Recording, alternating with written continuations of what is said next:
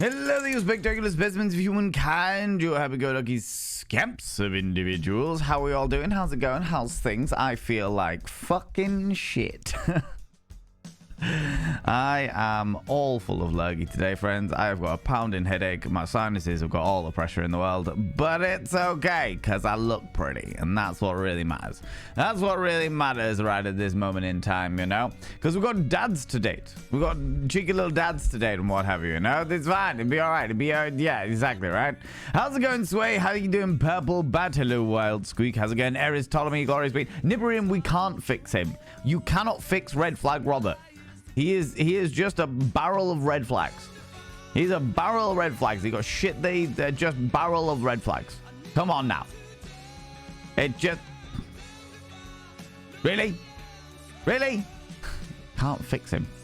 And the problem is that we'll feel like we're going to try and fix him, and then suddenly it's all going to go horribly wrong, and we are going to be the ones that end up hurt. Not him. We. All right. We've got to remember these things. How's it going, Razar? How you doing? Dad joke dating, new on ITV2. I dread to think. I genuinely dread to think.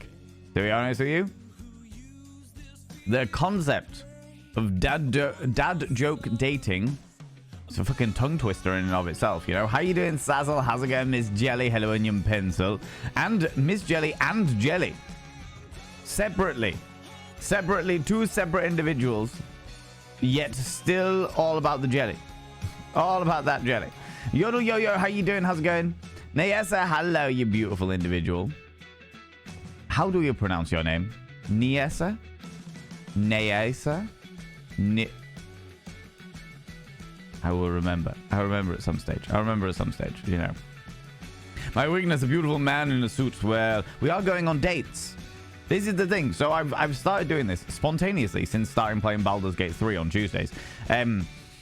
I dressed up for that, and then I dressed up for Alien Isolation, and now I'm dressing to impress for dating. So I wear a different suit every Wednesday at the moment because we're doing dates, because we're dating all of these dads, right? That's the whole thing, yeah?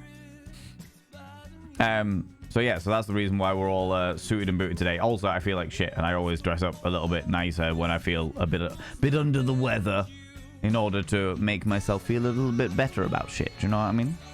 Take antihistamines. I don't have any antihistamines. Also, antihistamines are for like hay fever and shit. They're like anti-allergy tablets. I have got flu. I have got the lurgy, not the antihistamine, not the hay fevers. Like my brother's struck down with the flu, and everyone I know around me is getting a cold. It's because we get like warm temperatures and then fucking freezing temperatures. But yeah, I don't have any antihistamines. Even if I did, I don't have any. And I don't have any painkillers either. I'm completely out of all drug-based alleviations at the moment. So we're just gonna persevere through. We're just gonna plow on through. Do you know what I mean? Sometimes I like, as for those people that might be new here, like the way that I tend to, I haven't even had a mouthful of tea yet. Hold on. The way that I do things, and the way I have always done things, and the way I would always do things, all right, is my view. When I wake up in the morning, I woke up, I felt fucking shite. I was like, oh Jesus, this is awful. I don't want to stream. I don't want to fucking do anything. I don't want to do these things. My view has always been, if I can perform, if I could go on stage like this, if somebody was paying me to go on stage and do a show, would I perform given how ill I am? And if the answer is yes, then I will stream. Always. Panda to Mago. You know? Panda to it. Panda to it. Go get some. Put Crochet Valen on the chair and run down to the corner shop for some meds. No, Razar. No, it'll take too long. Take too long. Plus, there's also a part of me that feels like Crochet Valen will be more popular as a streamer than I am. And I'm not sure I could deal with that jealousy. Thank you very much for the 100 little panderings, Razar. I'm not sure I can deal with it, you know? And I always enjoy streaming. I always enjoy it. Like, there's definitely parts, as many of you who are streamers yourselves, you will understand the dynamic of, like, you always feel better when you're streaming, but sometimes when you wake up, the whole concept of pressing go live is terrible.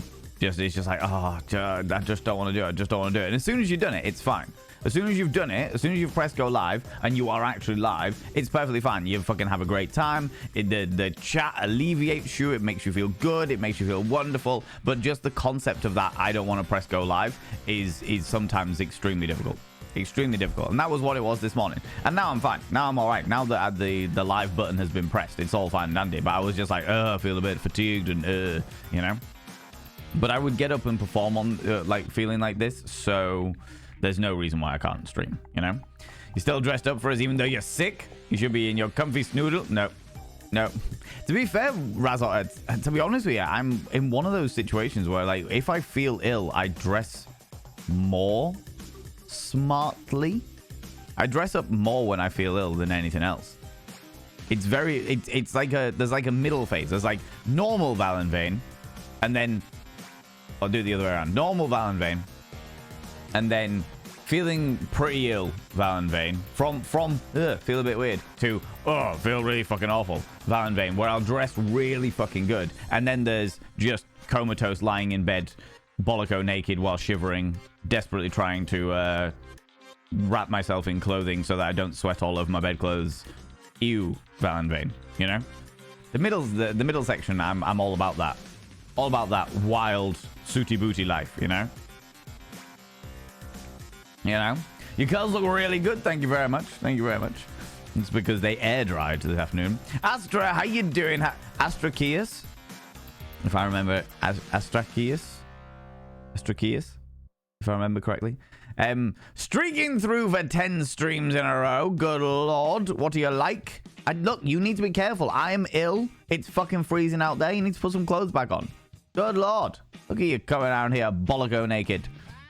I wanted to get dressed before going out and doing boring meetings. That is probably wise. However, if you chose not to get dressed before your boring meetings, that might make the meetings more interesting. Do you know what I mean? Once you know him, Nibirin, once I know Red Flag Robert will be even more terrifying and far more manipulative and borderline narcissistic, and yet it'll all be okay because at least he hasn't stabbed me today. You know? You know? Miss Jelly is your wife? Oh, that's amazing. Jelly and Miss Jelly. Oh, we have the Jelly couple going on here today. We love to see it. Welcome on in, Jelly couple. I hope you all have a wonderful Jelly time. Cheeky devils. Nayasa? Saying it right the first time? Amazing. That makes me very happy. That makes me very happy. I will do my best to remember that. You know? Bring on the peanut butter. I do have peanut butter somewhere. In a cupboard somewhere. But I have to, like, I can't eat peanut butter by itself. I have to eat peanut butter with, like, toast or something, you know? Afternoon all. Not stopping by as I'm suffering with vertigo today. No, you take it easy, Phoenix Defense. Thank you very much for stopping by and saying hi. I very much appreciate it. That means a lot to me. Sundance, how you doing? How's it going? Antihistamines are good for relieving pressure and decongestion. Oh, really? That I did not know. That, and I worked in pharmaceuticals. That I did not know. You know, weirdly, I woke up feeling the same. It's horrible. Yeah, I just felt like my brain was... It felt like my brain was in a toasty machine. You know, like when you make toasties, and it was like there was like a hot pan underneath my brain, and then there was a lot of pressure pushing down on top of my brain. Itchy nose. That was how it felt this morning. You know? No drugs? What kind of head in his household is this? I know, right? I know. Completely out of all painkillers. All of the drugs have gone. You know? It's all right. We just got tea. Tea works. Tea's fine. Do you know what I mean? Have a whack. Oh, no, wait. Oh, wait. Can't do that live on stream, Pixie Bomb. Can't do that live on stream. As soon as the cameras are off, furious. Furious masturbation. Get that blood flow going. Do you know what I mean? It turns out sex, masturbation is very, very good for you when you're ill because it increases your blood flow throughout your body, opens up all of your veins and arteries and shit so that you can get blood pumping around the systems and what have you. Very, very good. Genuinely helps. Genuinely helps. But can't do that live on stream. That would be I'd have to like sign up to a completely different site. Do you know what I mean? That's what I'd have to do. You know? How's it going, Dapper Cogsworth? How you doing, you beautiful bean? I mean, the Cardboard Valen stream was incredibly popular. Wild Squeak, the Cardboard Valen stream was the most popular stream I have ever done in 5 years of streaming, 5.5 years of streaming, a 12-hour subathon, the only subathon I've ever done, where I wasn't even in it. It was purely a cardboard cutout of me on stream doing fucking nothing. Doing nothing at all. Most popular stream I've ever had. Ever. Fucking wild. You know? Scaly Monster, how you doing? Haven't watched anyone on Twitch in a long time, but I just need some random people's opinion on this. Okay, fair enough. Should someone keep working somewhere until they get a new job? If their current job puts them in a really, really dark place, they work so hard to get themselves out of. Is quitting for mental health valid, even though it could mean getting a new job harder? Yeah. Yeah. That's completely valid. What I would say is, if you are able to stick it out till you get a new job, do so. Purely for financial security. However, it is also worth noting that if the current job puts you in such a horrifically dark place that you have no motivation, getting out of that job probably is going to be the best thing, because then you will have the motivation to find a new job. Whereas there are so many jobs out there where it makes you feel so shit about yourself and so demotivated that you end up just sticking on in the job purely out of the fact that you don't have the fucking spoons. You don't have the mental energy to be able to find a new job. So it is worth weighing that up in your mind. The only person that can really give you the answer correctly is you. If you can stick it out purely for financial security, it is worth doing so while you search for a new job. However, given the dark place that your mental health is sinking into, it might be better to quit that job, and then you will have the freedom, the relaxation, the anti-stress in order to try and find a new job without the old job weighing over you and sapping your spoons, you know? The only person that can give you the answer is you, but those are basically your options. So that's the advice that I can give, you know? Nah, mate, never felt that. Always raring to go. Always raring to go, Pixie Bomb. Always raring to go. You need to leave. If the job keeps you without spoons, it isn't worth it anymore. I left my previous employment for that exact reason. Yep. You're very welcome. You're very welcome, Scaly Monster. But yeah, it's worth weighing up the concept of financial security, because at the end of the day, if you can't pay your bills, that's just gonna put you in a much darker place as well. Do you know what I mean? If you can't pay to survive, if you can't like literally earn money to live, then you are going to feel really shitty about your life, you know? But so if you can do it, if you can search for a job while you are in your current job so that you have that financial security, then it's worth it. But if you are in that dark place where you aren't even motivated to try and find a new job because you are so fucking like sick of the current job that you've got, do everything you can to cut down on all costs so you have some money to survive on, then quit, then find something new, you know? Sooty Booty sounds like an excellent emote. Sooty Booty. Zooty Booty. The chat member Zooty Booty might come for me, though. They might come and sue me for plagiarism, you know?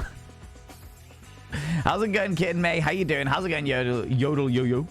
And then Mushroom... Oh, God. Really? Really? We can't have that. Surely.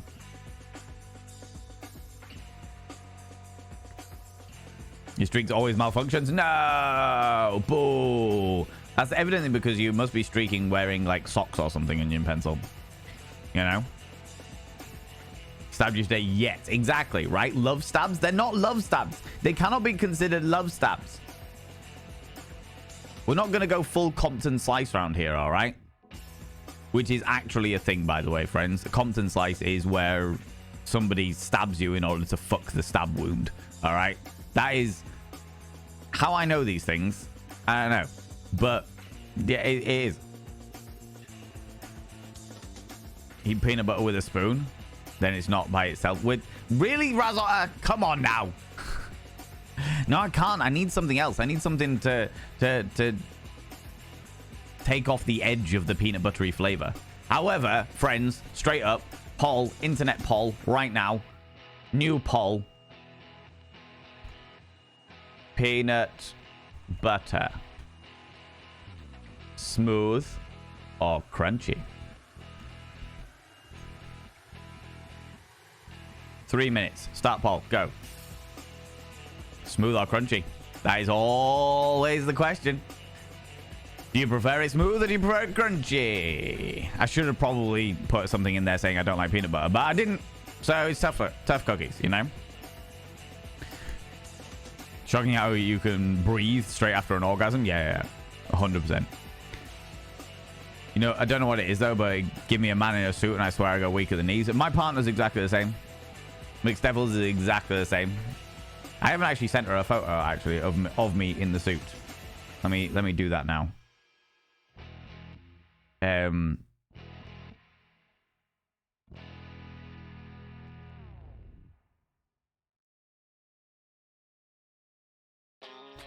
Suits for you, darling.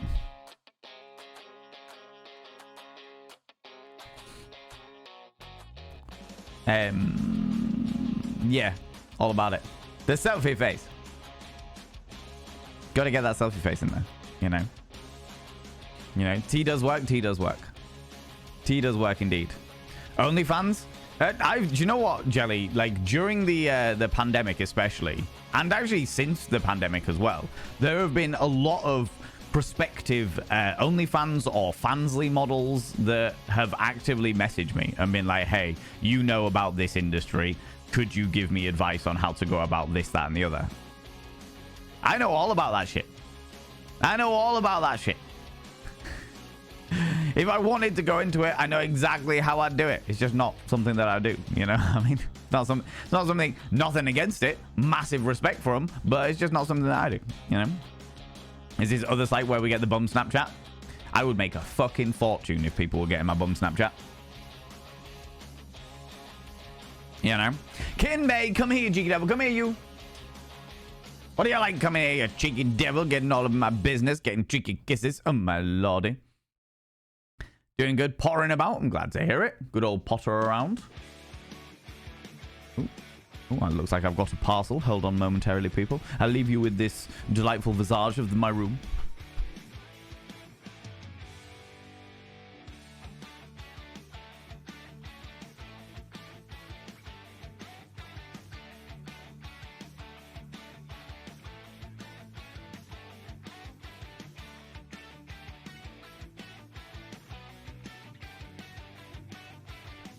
Worst thing about living with a housemate ever.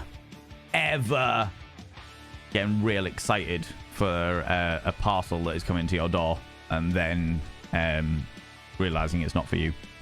Oh, the worst. The worst, I tell you, friends.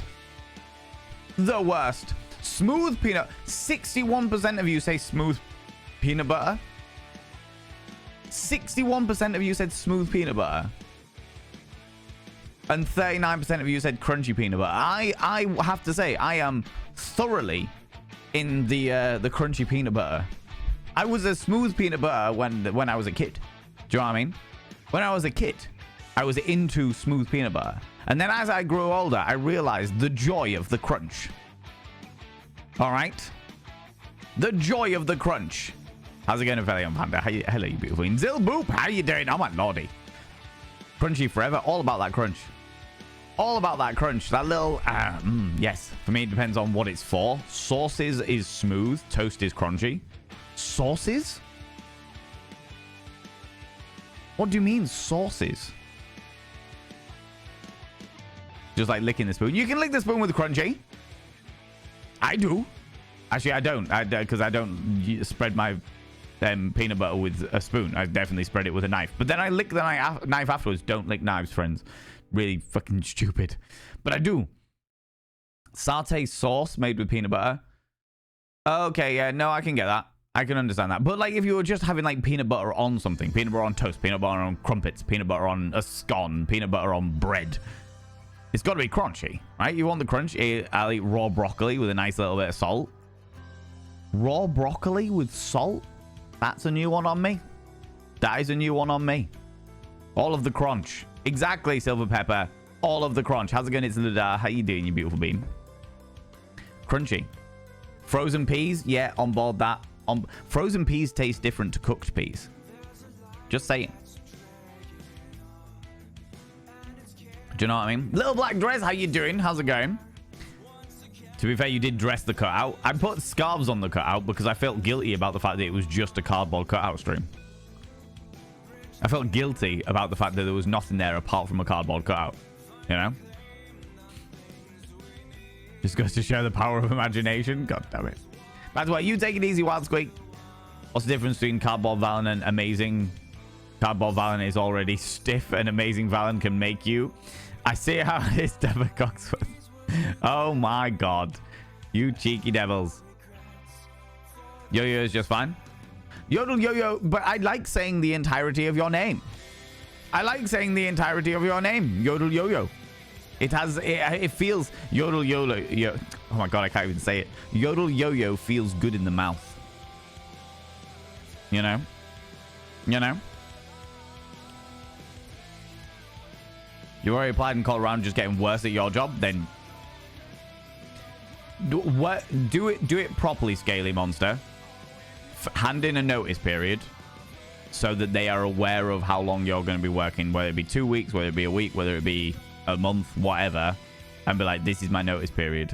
I will work this thingy just to cover it all, you know? Make sure that they have no excuse to give you a bad reference, you know? Likewise, Sazzle, you take it easy. Take the dog out. Go do the thing with the doggo. Neither peanut butter is awful. I love a good bit of peanut butter, I have to say. Weirdly, I don't enjoy crunchy chocolates or cookies, but I love crunchy peanut butter. When you say that, Razotta, do you mean like you don't like... You like slightly warm chocolate? So that it has an easy bite through, you know? Max Wattage! Thank you very much for giving that sub to Yodel Yo-Yo. How you doing, Max? How's it going, you beautiful individual? I hope you're doing well. Friend. As you'll now inscribe your name on the mirror vein. Yodel Yo-Yo. Your name is now inscribed on the mirror vein, which means you get access to my personal Snapchat. Not a bum Snapchat, you cheeky devil. And of course, you get access to all the sexy little emotes. But the most important thing is you go roll over every morning, look in the mirror, and go, God, I look rough. But god damn, do I make rough look good. Ooh, sexy. Oh, yes, meow. You know, Stupedia, I see what you did, you cheeky shit.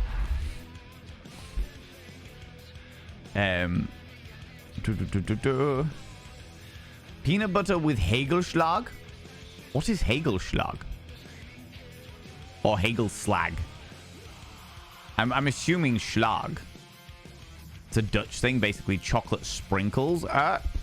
Peanut butter and chocolate sprinkles. To be fair, I can get that. With the amount of people that like stuff like Nutella. I don't like Nutella personally, but to be fair, I don't really like chocolate on things, like a chocolate spread. Not about it.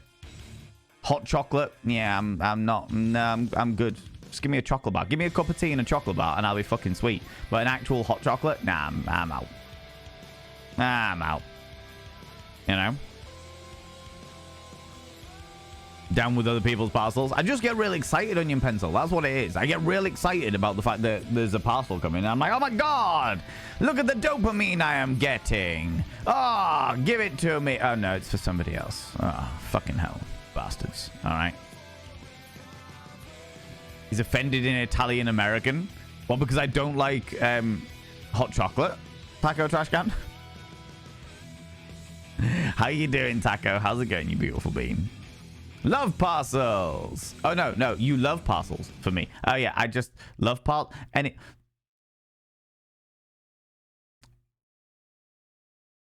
Anyway, so if we move on. Schlag. Whipped cream used especially as topping. Yep. Valen is a total schlag. I am indeed. What is it? Habel Schlag? Nutella? Oh yeah, I know. I can't do Nutella. I did the nutty chocolate. I mean, chocolate spread in general, I'm just not about, you know. Hagelschlag. Hagelschlag. Schlag. Oh.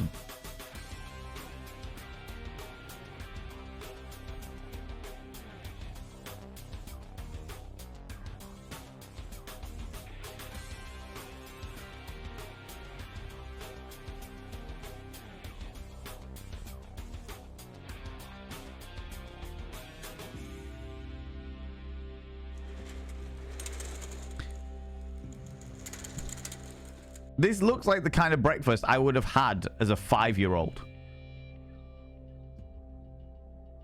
This looks like the kind of breakfast I would have as a 5-year-old. I want some bread and some butter, and then I want to put chocolate sprinkles on it. I want to put chocolate sprinkles on the bread and the butter. And I want to do the chocolate sprinkles on the bread and the butter. Should I just do the... Can I do the chocolate sprinkles? Like, I can't imagine putting chocolate sprinkles on toast. Bit of icing and you can call it a cake. I mean, effectively, yeah. Your pronunciation is so wrong and yet so good. Hagelschlag. Or is it Hagelslag? Hagelslag. The closed captions are converting it to "Hey girl slag." That's sexist. That is sexist. Closed captions. That is sexist. How dare you? Good lord, bastards. Haggle slag is when you. Never mind. Never mind. Bread looks brilliant for a bacon butty. As a vegetarian, I couldn't see like the bacon there, but I would. Do you know what? That is like perfect thickness bread for like dunking in soup. You know. That is good soup bread, is what that is. It's a solid soup bread. Exactly, Silver Pepper. A good solid soup bread. Good old chunky soup. Well, it is once you've got the bread. Anyway.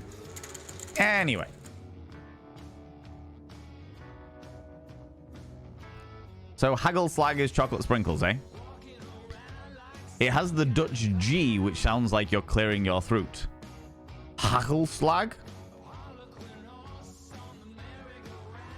Hagelslag.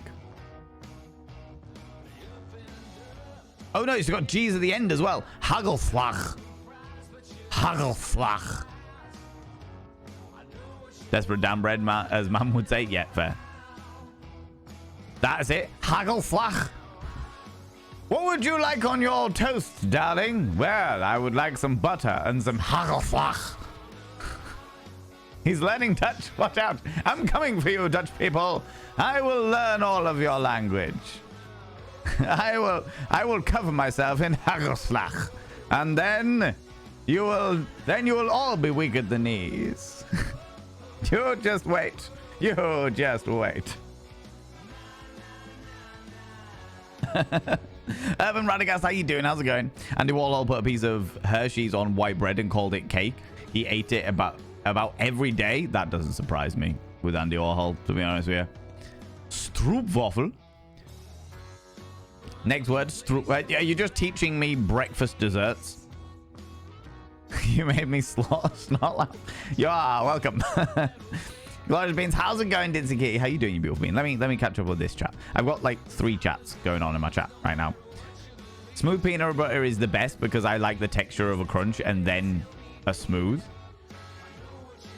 But where'd you get the crunch if you're not using crunchy peanut butter, Taco Trash Can? Friends, please be aware that our merch sale ends tomorrow. If you would like any of our sexy merchandise, we've got cultist uterus t-shirts and step on me flip-flops and delightful holographic stickers that say, God, do I look rough, but God damn, do I make rough look good. We've got my face in Pokemon's.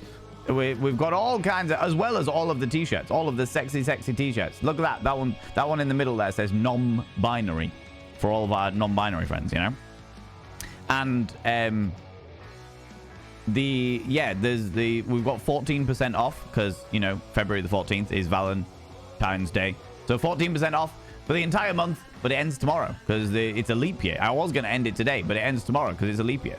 So if you would like to check out the merch stuff, please go do so. Go do the thing. Do all the bits and pieces. You know, that's the thing. Oh, yeah, because it's a leap year. Exactly. It's a leap year. It's a leap year. It's the, oh no, I've slipped covered in olive oil on this Twitter mat. Twitter mat in this Twister mat. You know? Smooth peanut butter and banana toasties. The concept of putting banana on toast is something that, again, I loved as a child, but I'm not about. Not about in this day and age. You know? Can you yodel? No. And I feel like to try would ruin all self-respect that I have. Because yodeling is a fucking art form. Like, it's not my cup of tea. I don't like it. But to hear somebody who knows how to do it properly, it's a fucking art form. It is a talent in and of itself, all right?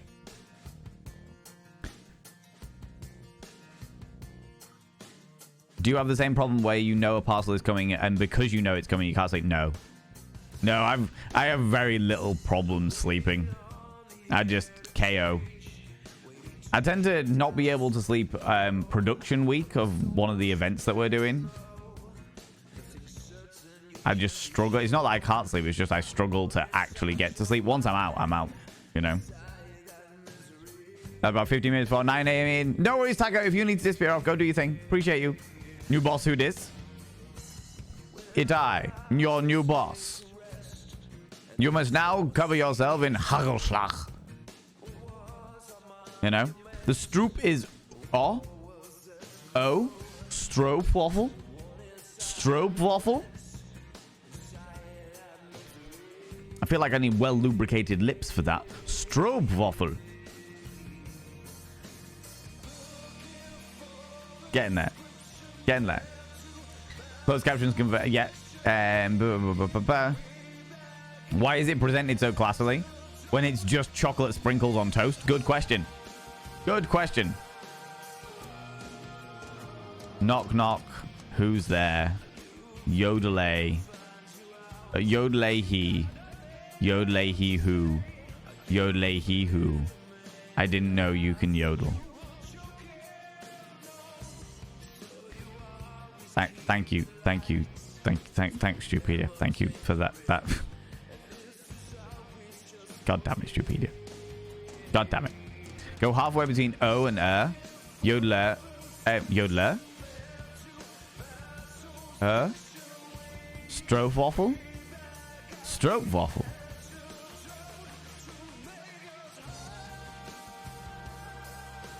Stroopwafel. Fucking hell. I'm just using all of the mouth sounds today. All of the mouth sounds. Stroopwafel. Stroop. That last Stroopwafel.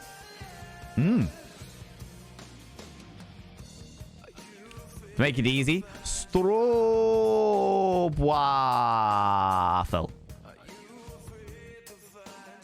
Because see, with the more O's you add, the more ooh it becomes. Stroopwafel. That's Dutch for you. Don't even. Let me see if I can fucking find it.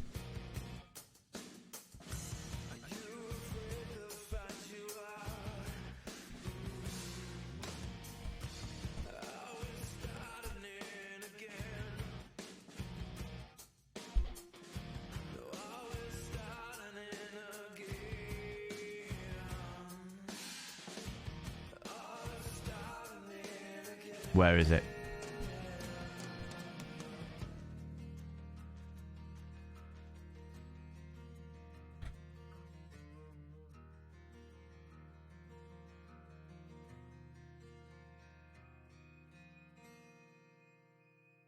Oh, God damn it. This is going to be infuriating if I can't find it.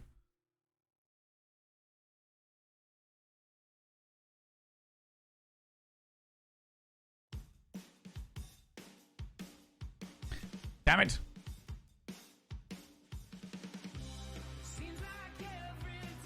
There is a... Oh, fucking brilliant.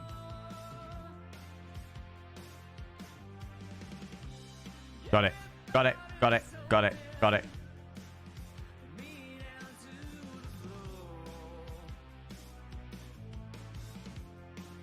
You want to talk about fucking languages? You're like, oh, the Dutch language? The Dutch language? Nothing. The Dutch language has nothing on the English language. Okay. And this... Oh, I'd love to get a better video of this, but I don't know whether there is one.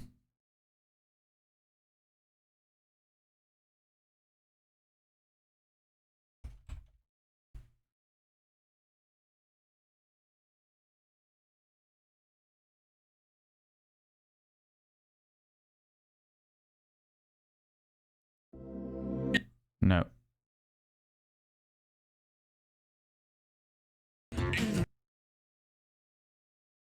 I think this is the one that I saw.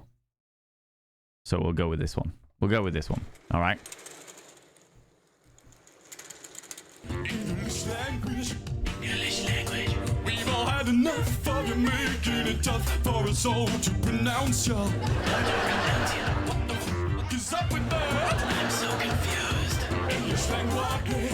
English language. We've all had enough of you making it too for us to no one care. Feels like you're just taking the piss out of pterodactyl with us. It's not about you.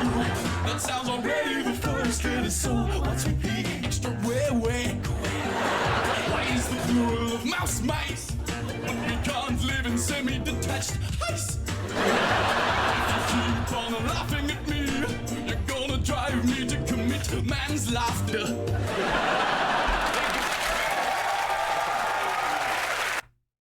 Yes. Yes. That is what it is all about. I saw that the other day and was just fucking howling. Absolutely fucking howling.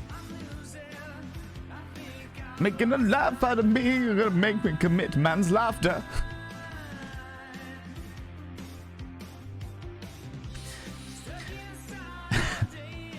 Let's talk about Q. Already sounds like the first letter Y. Do you have the extra way? You know? Hercules, molecules, testicles. Oh, yeah. Hercules, molecules, testicles. All of the joys. You know? Does Chunk make good soup? Chunk does make good soup. Chunk makes absolutely amazing soup. It has to be said. But I think part of the reason why Chunk makes good soup is the fact that he also, like, freshly bakes bread with it. And the bread that Chunk makes the greatest bread that I have ever tasted, ever. Ever. I have had a lot of bread in my life, friends. I've had a lot of bread. However, Chunk's bread, fucking exquisite. Next level amazing. Next fucking level, right? The toast, peanut butter on toast, the toast is the crunch, but it doesn't have enough crunch. It's got like a give and it goes, it's got more like a give way crunch than an actual crunch. Do you know what I mean? It's like the difference between Adam West's Batman and I'm the Batman. Do you know what I mean? Has to be done. Has to be done. Has to be done. You know? Best Dutch word to say is godverdomme. Godverdomme. Or godverdom. Maybe. Stroopwafel is a cookie with caramel in the middle. Yes, I know what stroopwafel is. Stroopwafel. Stroopwafel. Because I had friends that were obsessed with them for many, many, many moons. The best Batman that I've ever come across was actually a porn parody of a Batman movie. Turn that on a bit. Yeah, it was a porn parody of a Batman because it was the porn parody of the Adam West Batman, and the acting done by, not all of them, there was a lot of terrible acting in there, but the acting that was done by the ones that were good, like the person who played the Joker, and the guy who played Batman was like fully just sounded like Adam West. Robin, let us go over here. Almost slightly Captain Kirky. What do you need to understand, Robin? Full. It was wild. Even the guy who played the Joker in the pornography grew out a mustache and then covered it in white makeup so that he looked like the old Joker from the old Adam West Batman. Shark repellent bat spray. You know what I mean? The bat. I think it was the Batphrodisiac. Quickly, Robin. We need to get them in the mood. Quick, grab the Batphrodisiac.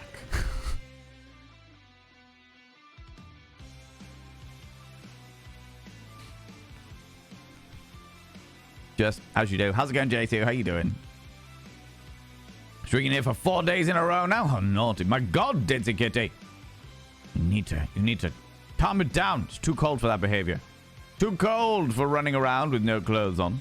Afrikaans is kind of similar, but my Afrikaans is about as bad as my German these days. I wouldn't even dare to try and pronounce Afrikaans.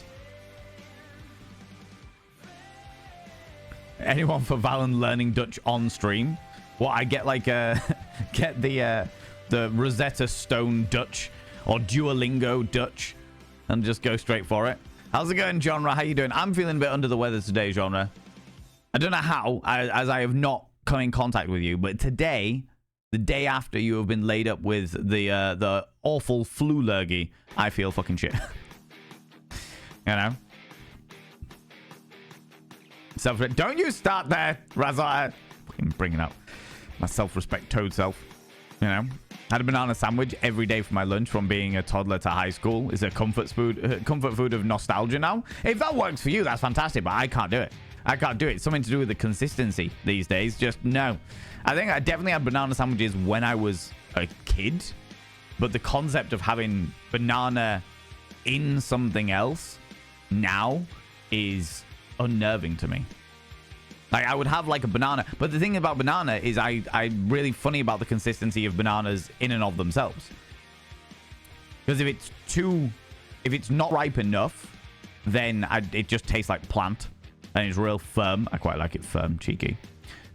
And then you've got maybe a day, maybe 2 days at a push, where it is of the perfect ripeness, where it just has a little bit of bite to it, and it still has like quite a mild banana flavor. And after that, as soon as the banana is like 99% yellow, and there's only like a little bit of green on it, too much. Too much. Just got fucking, I'm out. No. There's no bite to it. There's just give, and it's just no. Just fucking no. I'm out. Not a thing. No. You know, can't do it. The amount of times that I've bought a bunch of bananas, and I will eat maybe 2 of them, maybe at a push 3, and then the rest are fucking gone past my point of no return. And I'm like, Chunk, take these bananas, make banana bread, do whatever you fucking want. I don't give a shit. I don't even like banana bread, but just take them. Just do something with them because I'm not going to eat them. You know? Throat singing is haunting and beautiful. I really enjoy seeing people that do that. Yeah, Mongolian throat singing is fucking amazing. I wish I could do it, but I can't. There's no way. There's no way in hell that I could manage that one, you know?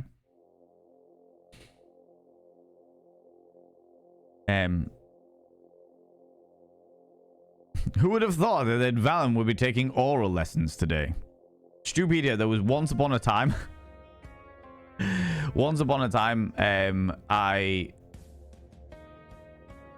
fact, you know what? I'm not going to tell that story.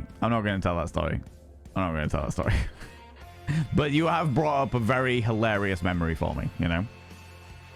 This is when I had to learn mouth shapes to pronounce Pixie in Portuguese. I've definitely butchered that word. Don't listen to Google. Definitely not. By the way, I'd just like to say that Val, you look very dapper and dashing today in your suit. Yes, well, we are going to be jumping into Dream Daddy, the dad dating simulator, momentarily. And as it is a date, I naturally have to dress up in a suit. It has to be done. You know? Yeah, has to be done. Subscribed. Most kind. Max, you cheeky devil. Thank you very much for giving that sub to Ditzy Kitty. 709 gifted subs. 709 gifted subs, Max. That is outrageous. Thank you so much, Ditzy Kitty. I should now inscribe your name on the mirror vein.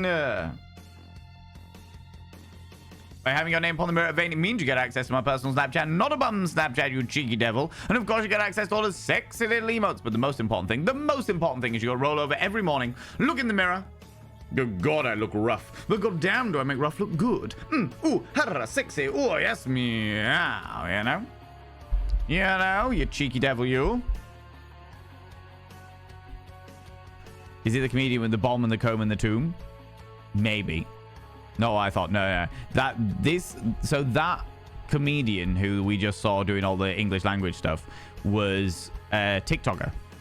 Like, that's where I first discovered them, on TikTok, making funny videos like funny songs like that about really weird and random shit in that very 70s aesthetic, and it was just fucking great. But apparently they were on Cats Does Countdown, which I was surprised at.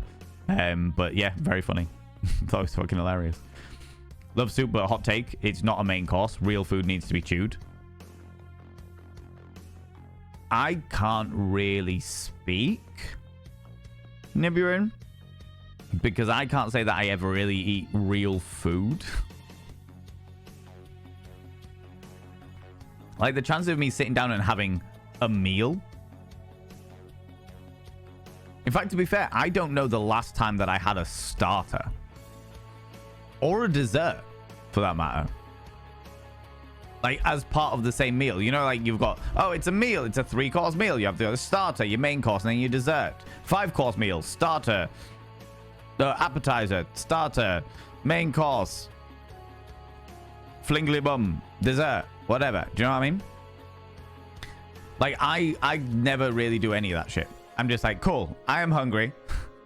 The hunger has got to a point where my body hasn't realized it yet, but my belly is making all of the noises. All of the noises.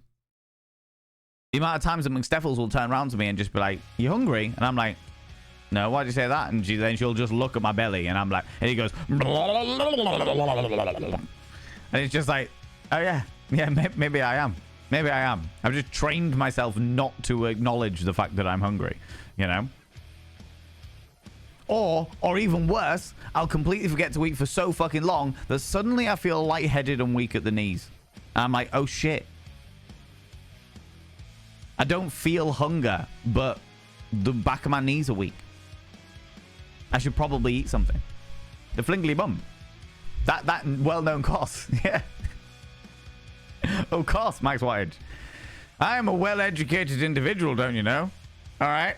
Know all of the rules of culinary delights. Appetizer, starter, main course, flingly bum, dessert. Okay?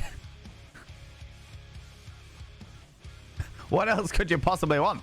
All right? I reject any concept of propriety for propriety's sake. If you want to, rock on. But if you want to go on a date dressed like a mid-dinner sloth, also rock on. Oh, yeah. Entirely fair.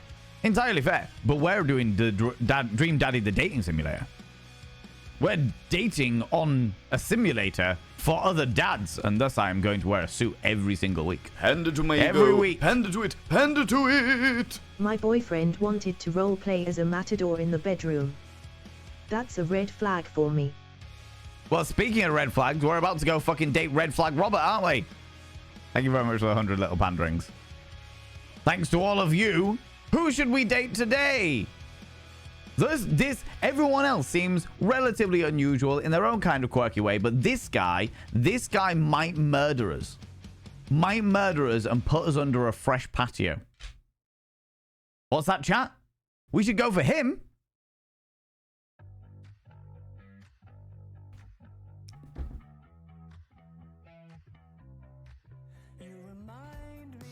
Romero was great, yeah. Bradfordisiac, yeah. Just quick, get the Bradfordisiac. If she's really nice and consents, then maybe she'll let me into her bat cave. You know? Cesar Romero was the Joker in Adam West Batman. Ah, okay, okay. That makes sense. That makes more sense. Yeah. A Valen duo collab would be intense. Oh my god. Yeah, I would struggle horrifically with it. Me and Duolingo. You know, Rule 34 should say all. Rule 34, we have discovered that Rule 34 does... Do you know what? That might have to be a channel point redeem at some stage. Is that we just discover whether there is some obscure thing that isn't caught by Rule 34. Even stop motion is caught by Rule 34. Which is surprising to me. It's not caught in, very well, it has to be said. But it is caught. Anything about what amuses me, yeah. Really like peanut butter on toast with slices of banana on it. Delish. Yeah, I can't do it. Banana in its natural form and no other. But on the counterpoint to that, tomatoes or tomatoes, depending on where you're from in the world, I only like in their non-natural form. Cannot stand them as a tomato, but or a tomat, just a cheeky little tomat.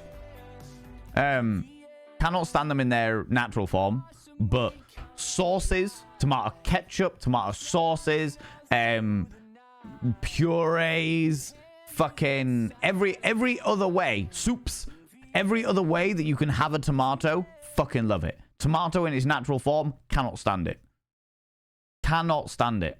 To the point where I will have like a margarita pizza from an Italian restaurant, and it will have a tomato and tomato sauce, cheese, and then slices of tomato on it, and I will peel off the slices of tomato because they will not be okay, despite the fact that the tomato sauce is perfectly fine. What the fuck is that? What is that? You know? If bananas are still green, they taste like grass. It's true. Yeah, they taste like plant. Just solid plant matter. They haven't got the sugars in them they require, you know? Listen to The Who. Yes, I know The Who. I know The Who. They do a song with... I didn't realize they did a song with Papa Roach, but I'm familiar with the band The Who. H-U. Just want to say that your little catchphrase telling me when I'm feeling rough and don't like what I see in my reflection instantly made me feel bad. I'm glad to hear it, Ditzy Kitty. I'm very glad to hear it. That's the reason why it stuck around for so long. That is the reason why it stuck around for so long. Because we have gone straight for...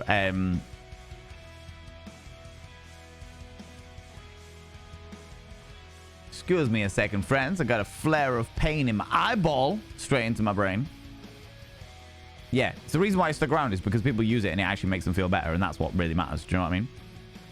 That's what really matters. There's no way to live life. Look, Nibirin, just because you happen to be a foodie doesn't mean that the rest of us exist. Like, if I could exist through pure photosynthesis, I think I'd be all right. I think I'd be okay. You know? If I could just take one pill that would give me all of my nutrients, I'd probably be fine. Every so often eating for the sake of pleasure. But the concept of eating like a 3-course meal or a 5-course meal or a 7-course meal is just mind-boggling to me. You know? Well, can you summon my work uniform shirt to me because I've searched my entire house and it's nowhere? Poppy, darling, this is what you get for streaking through my entire stream for 5 streams in a row. You take off all of your clothing, including your work uniform shirt, and it disappears into the ether. Wear some clothes. Good Lord. Taking all your clothes off, streaking through here. Good Lord. 5 streams in a row, right? How's it going, Finley? How you doing? Come back to me being an eldritch being and hating the fact that this earthly vessel requires sustenance. Fair. Entirely fair. Do you know what? I don't hate the fact, because I do enjoy food. I do enjoy, hedonist, I do enjoy food, but what I really struggle with is remembering to eat. If food was purely a pleasure thing, if food was just like, oh, it's here for enjoyment, I'd be fucking grand. I'd be no issues at all. Have a meal that I really enjoy every couple of days, and it'd be fucking sweet. But eating for sustenance, by the time I remember that I need to eat, the concept of cooking something is unnerving to me because I don't have the energy to do that, you know? I went through a really good period of like meal prepping shitloads, like when I had the urge, just like making 4 or 5 or 6 different meals, and it'd just be nice and easy to just stick them in the microwave or put them in a pot or whatever. But those times have long gone, you know? Those times have long gone. Lots of courses is fine in Michelin star restaurant. Each dish is a small amount of food. Yeah, that was always my worry, that my stomach could just not handle it. Do you know what I mean? I'd like it not to be a necessity too, but food. Yeah. I remembered a very clear moment when my little sister was younger and she was studying psychology, and they were studying eating disorders. And it was the moment that I realized that I never had to worry about her ever. Because she would be like, oh, I don't get it. And I'm like, what don't you get? And she's like, well, we're studying eating disorders. And she's like, I get the whole thing of like looking good. But then there's food. And it's like, yeah, there's skinny, but then there's food. It's like skinny, but food. And I was like, yeah, I don't have to worry about you. I don't have to worry about you. In the world where horrible media is putting pressure on young women, I don't have to worry about you. Friends, the time has come for what is Valen wearing today.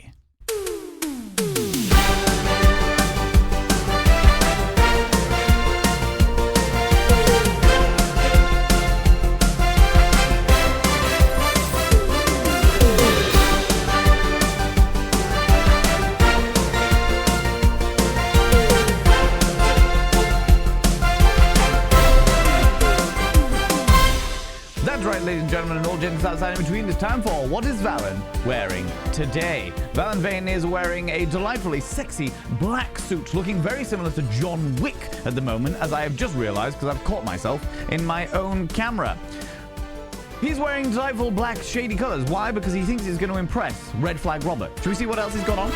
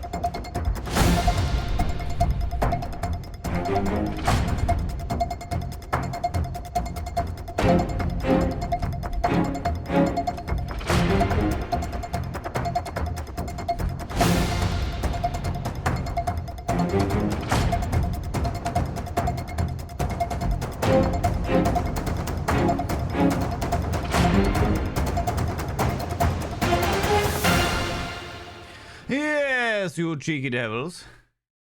Get me a little sexy suit on. Whoop. This one's not a 3-piece. This one is not a 3-piece suit. One of the very few suits that I have that isn't a 3-piece suit. But I like it all the same. I like it all the same. Do you know what I mean? All the same. It's okay. Love watching 10 ads with someone dancing in a suit. Scaly Monster. They still only last for 3 minutes. They still only last for 3 minutes. So regardless of how many there are, it still is exactly the same amount of time. So fucking knackered now. Fucking knackered. All right. Right, let me quickly catch up with chat. Also, ADHD means struggling to focus on work on some days, yet others hyper-focusing and getting weeks worth of done in a morning plus half of lunch. Yep, I get that entirely, Aldo. I have weeks like that myself. I am coming more and more to terms with the fact that there is a very, very, very good chance that I have ADHD. Mainly because my partner has a child who's been diagnosed with ADHD. And as a result, I'm just seeing loads of my own behavioral patterns in him. And every so often, I'll be like, oh, I did this thing. And then I did this thing and I completely forgot about this and what have you. And then McSeffles will just be like, oh, I don't have ADHD. And I'm like, thanks, darling. How's it going, Creep Beats? How you doing? How's it going? If someone's fancy today, that's because we're going on a date. Because we're going on a date, you know? Sorgatana, how you doing? How you doing? How's it going? Welcome on in. All of the cheeky little popcorns. Love to see it. Right, okay. Friends, I'm going to whip down. Oh, Jesus Christ. I'm so fucking far behind in chat. It's fine. It's all right. It's all right because what we're going to do is we're going to jump into the game. We're going to jump into the game. The cheeky game. For, that is the only way to do things. That is the only way to do things. We've been chatting for an hour. Get everything up and sorted. And then move swiftly on. You know? Move swiftly on. You know? Hope life treating you well? Yeah, doing all right. Thank you very much. How could I have ADHD? All right, this and that and the other and other friends does. Oh yeah, all these things, all the bits and pieces. Exactly, right. All that stuff, all that stuff. Right? Just one of those little things. It's just.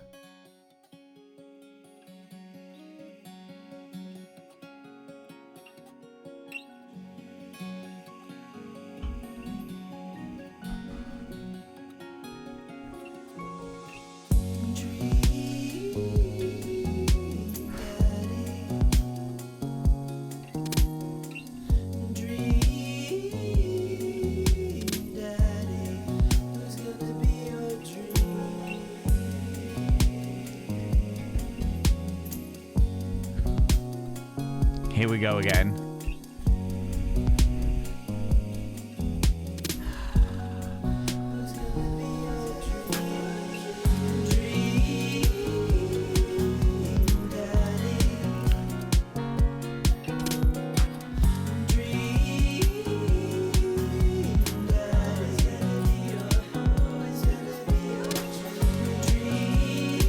To the daddy music. Well, hello this way. Coming in here.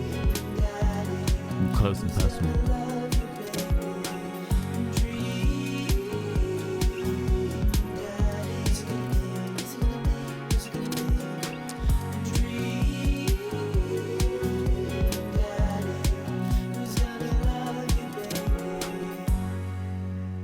Cheeky devils.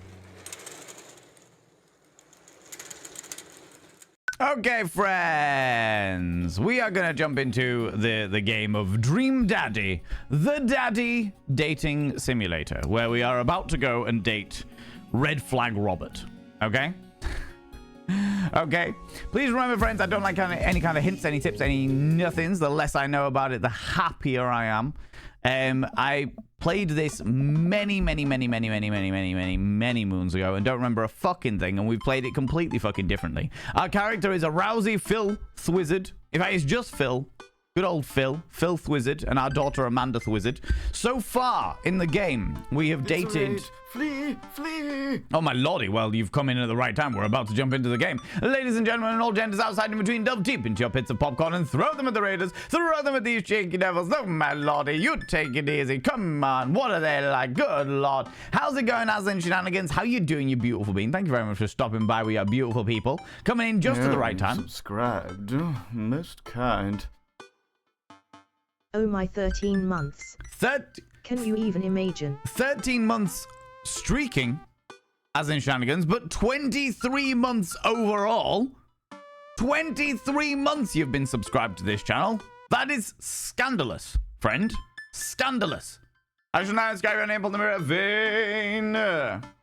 People go check out Aslan Shenanigans. Oh, you're playing some Don't Starve. How are you finding Don't Starve? Are you playing with buddies? Are you playing with friends? There was a point during the pandemic where me and Sway were playing Don't Starve together. Funnily enough. Do you know what I mean? You love it? 23 months, who has the record?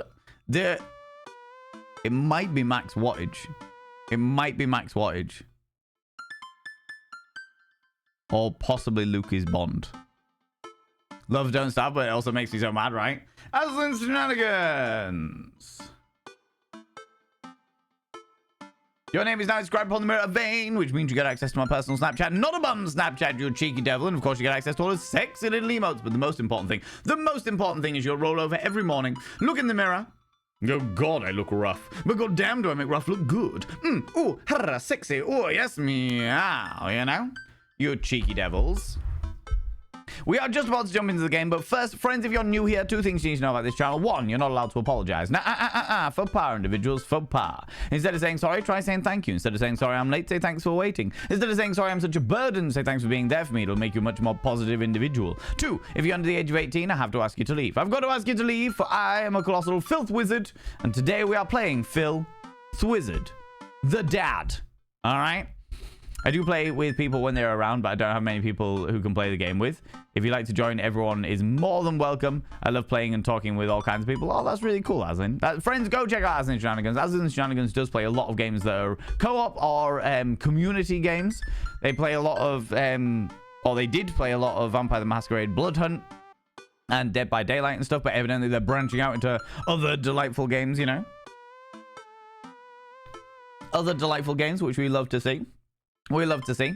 But yes, friends, we're about to jump into Dream Daddy, the daddy dating simulator. So far, our character is a trans man, as voted for by the community. Our daughter is an adopted daughter, as dictated by me, because adopted kids need far more love. Not in general, just as a whole in regards to society. And therefore, I was like, no. We're going to prove the fact that you can be a good parent to a child that isn't biologically yours, you know? We have been on a date with Goth Dad, and that turned out to be delightfully unreasonably and peculiar. We have gone through and said hi to all of our prospective possibilities of dad in the neighborhood, and I put it to the vote of what we should, the dad that we should date next. And the vote came through. So the next dad we were going to date was Red Flag Robert, the possible narcissist, compulsive liar, and not entirely sure that he isn't going to try and stab me and fuck the hole, you know?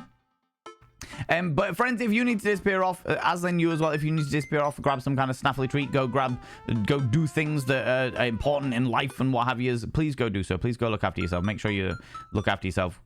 Grab some kind of snaffy treat or delightful beverage and what have you. And that goes for everyone that has come in with you, you know?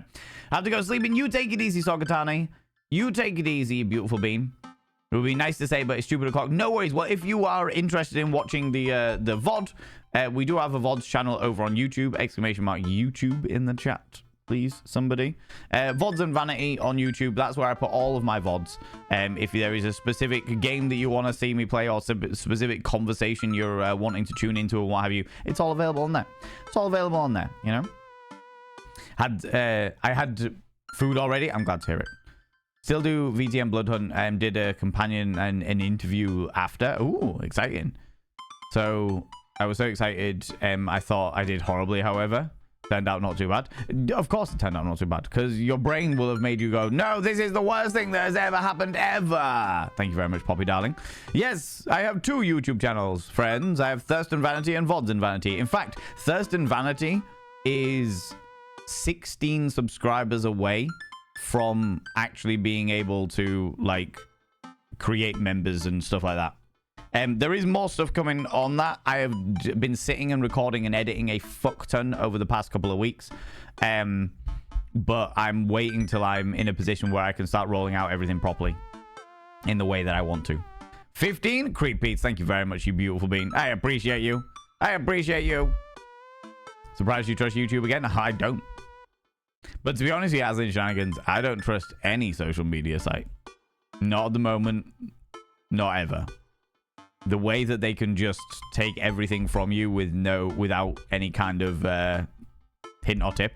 But the way that I've viewed it is very much a case of the risks are worth the reward more than anything else. You know. Anyway, friends, let us jump into the game, for we have dads to date.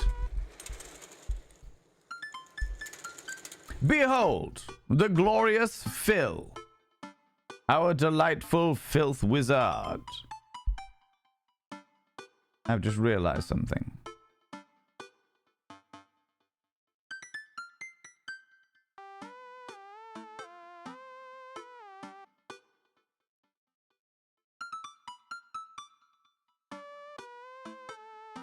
Wait, where is it?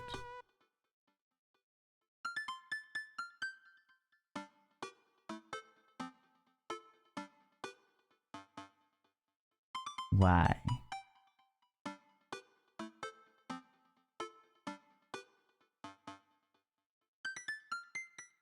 Damn it.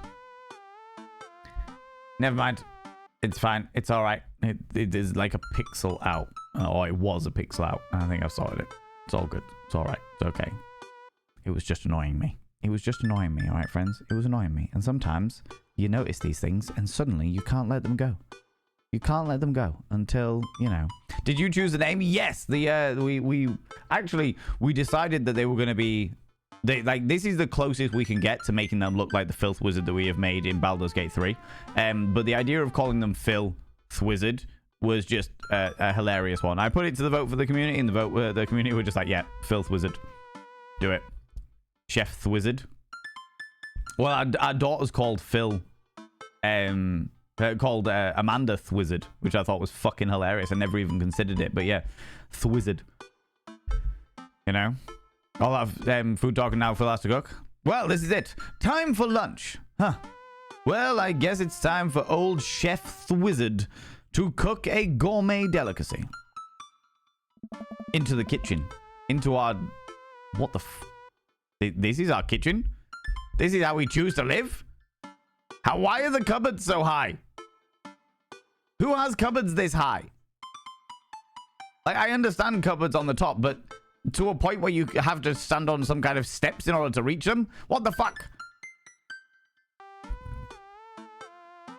You know? I walk over to the refrigerator and open the door. Make sandwich, microwave some eggs, mustard jar. I'm going to make a sandwich because I would cook some eggs, but the concept of microwaving them upsets me. I feel like the microwave tea has ruined me for microwaves for life. Do you know what I mean? Mr. doesn't eat a meal that has kitchen opinions. Oh, you know me, Sway. I may not understand the concept of good nutrition, solid, healthy diet, but I do understand aesthetics and practicality. All right. Claude, someone named their dark urge Ophelia Payne. Oh my god. Wow, not a Disney villain. Ophelia Payne. It's like Ivor Hardon, isn't it? At one stage, I actually... The fucking hell, now you've reminded me. I once did a cyberpunk roleplay game, and we all needed fake names for something. We were like doing a heist or something like that, and I was Mr. Ato. Tom Ato. Ah, Jesus. And that was it. I was like, Tom Ato. That's me. That's great. Amusingly walked around in a red suit at the time as well. Lisa Sam wasn't McCavity. Phil McCavity. Maybe that's what it should have been, Max. Alright? Maybe that's what it should have been. Skeptic Guy, how you doing? Leaves a like because it's not feeling okay, energy-wise. I feel that, Skeptic Guy. That's alright. I'm full of lurgy. I've got a pounding headache, but we're cracking on. I make a sandwich in its entirety while standing there. Who needs plates? The Standwich, a lost art. I admire my work for a second before I clumsily drop the entire thing on the floor. No.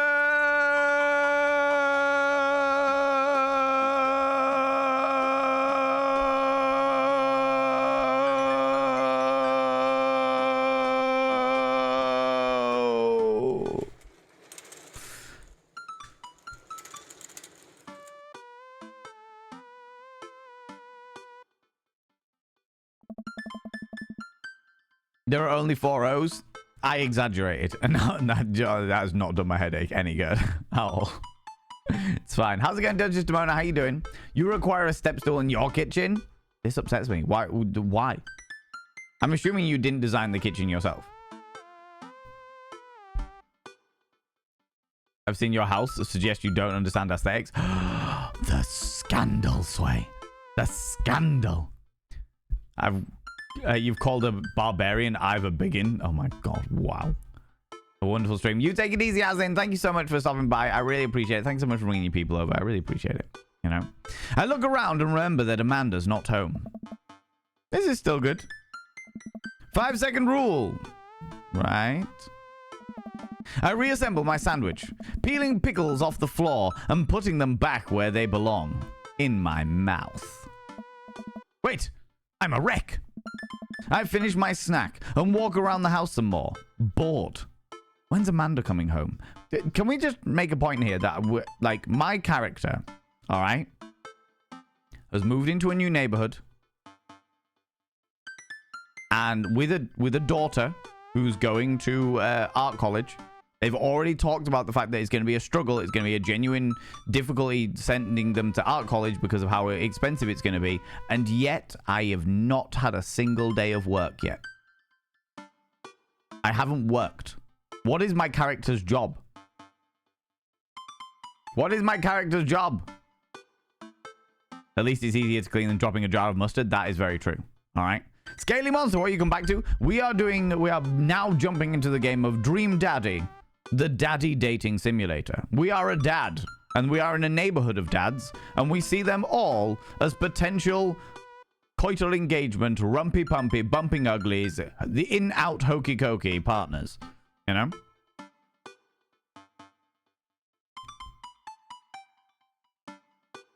That sounded like 5, exactly, right? 5'1". Oh, you're 5'1.5". I'm short, but I think my kitchen was designed by a taller person. Ah, okay. Female elf called Connie Linguist. I do know Connie Linguist is a recurring, is the weather girl in Jay Britton streams. Seducing daddies, that's exactly what I'll do. Exactly, right? Maybe disabled? Maybe.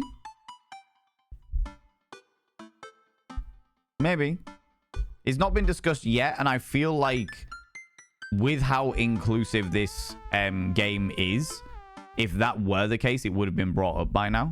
But I suppose there is the possibility of it being brought up shortly, for sure. Succubus working for Raphael? Possibly. Do you know what I mean? Even the married one? Well, the married one is an interesting one. The married one's an interesting one because there's evidently closeted homosexuality going on there. And also a very miserable marriage. I'm going to stay away from them just because I'm like morals and what have you. But, you know, also. Oh, you left for 5 minutes, come back to no. Well, there was a no and there was 4 O's in the no. So I just went right for it, you know. I just went right for it. Oh, I just remembered something. When we were packing up the old house, we found an old basketball hoop that would hang off a door. It would really bring the living room together were I to put that up. Oh, I wonder where to put that up. I spend a couple of minutes poking around the new place until I find it. After installing it above one of the doors in the living room, I'm ready to dunk. Come on, slam. Come on and slam sounds like a pickup line. Just gonna say, just saying. Come on and slam sounds like a pickup line. Okay.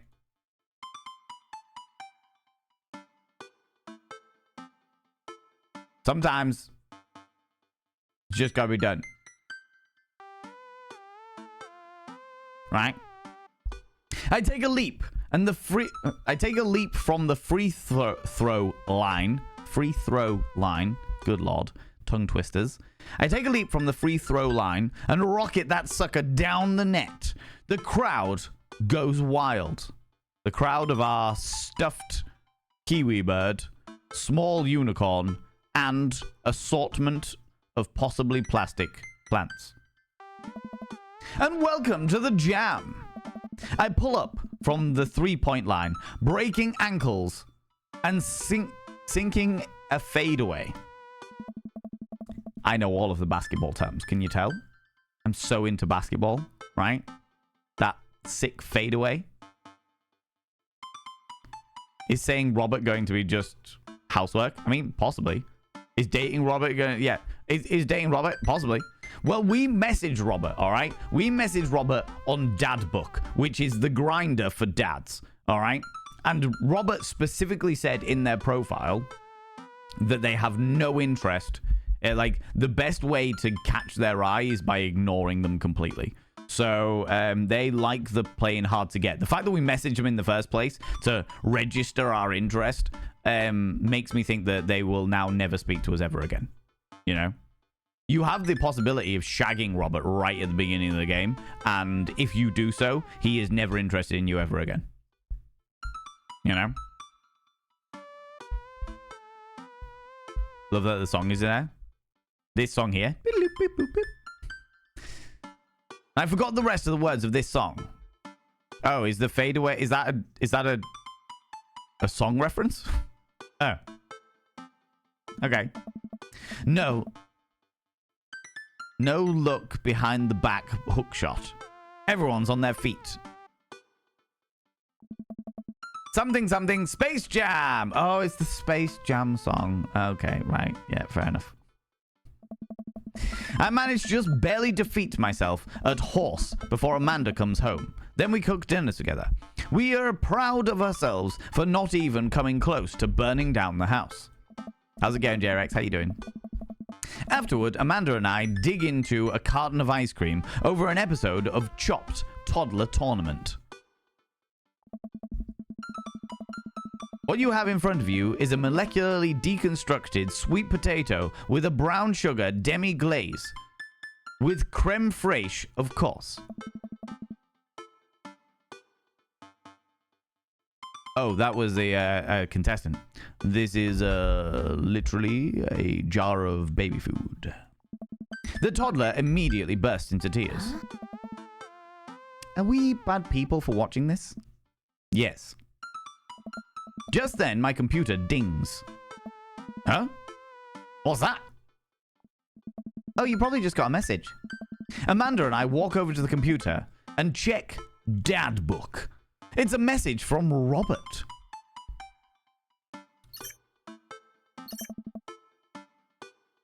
You up? How you doing? What does that mean? What are you doing? What am I doing? You're just chilling. I'm watching television with my daughter. I'm just working on my motorcycle. I'm just chilling. That's what Amanda said. Amanda said, I'm just chilling, so I'm just chilling. I type back, just chilling. Amanda deletes the G and hits send. It'll make you look cooler. A couple of moments pass by. Another message pops up. Yes. Want to grab a drink? Hey, that means he wants to hang out.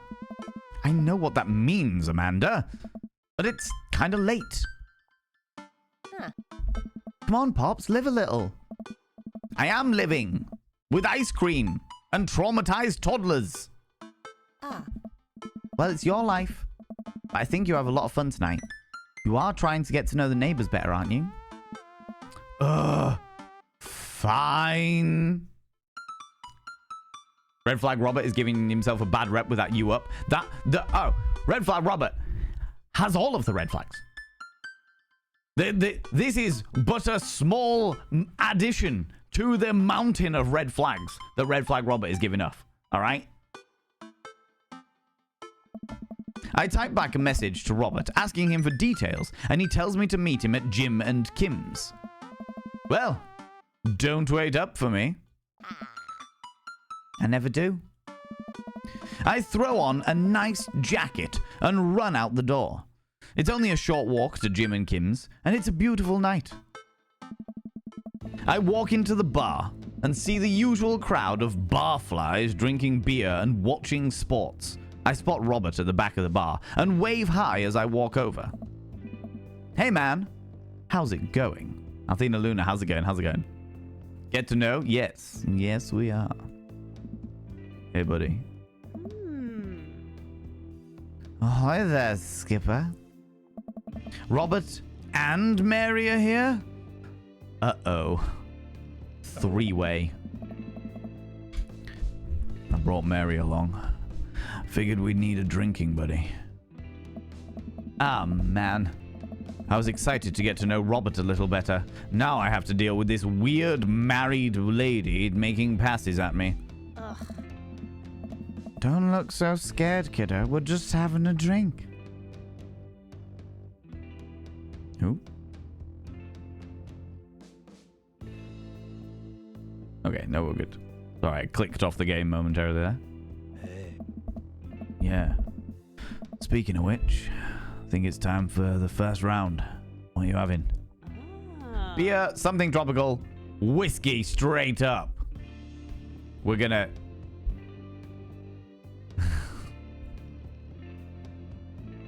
I think we'll start off with a beer. We'll start off with a beer. Don't want to get super soused too quickly, right? Huh. While admirable, I disagree. Robert orders 3 shots of whiskey and passes them between us. Behold!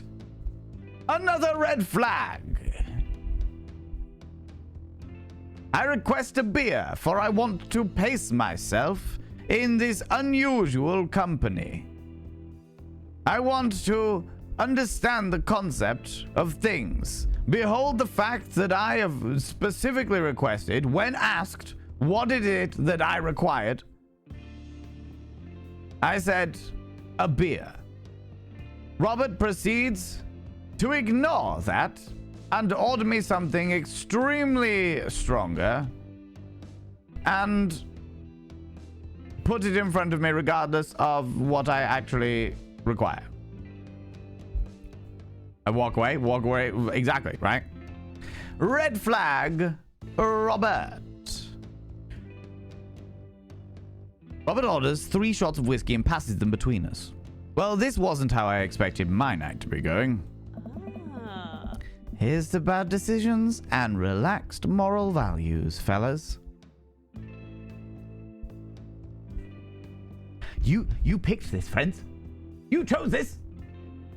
You chose the downfall of my entire concept. I'm about to be used as a condom while Red Flag Robert fucks moral-free Mary.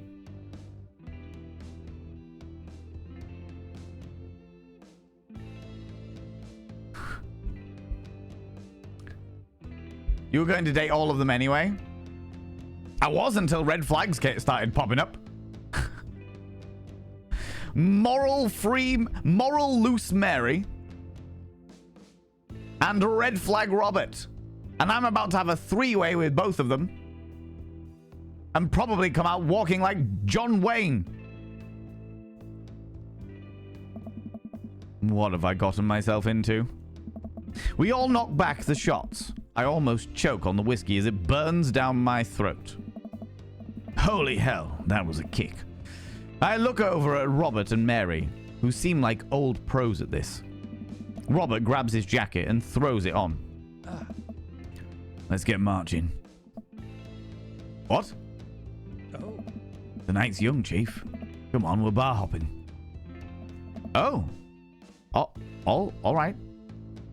See, this is the thing. I'm not gonna lie to you, friends. This is my kind of night out. Where you turn up randomly at a place, get random shots in, and then just see where the fucking night takes you.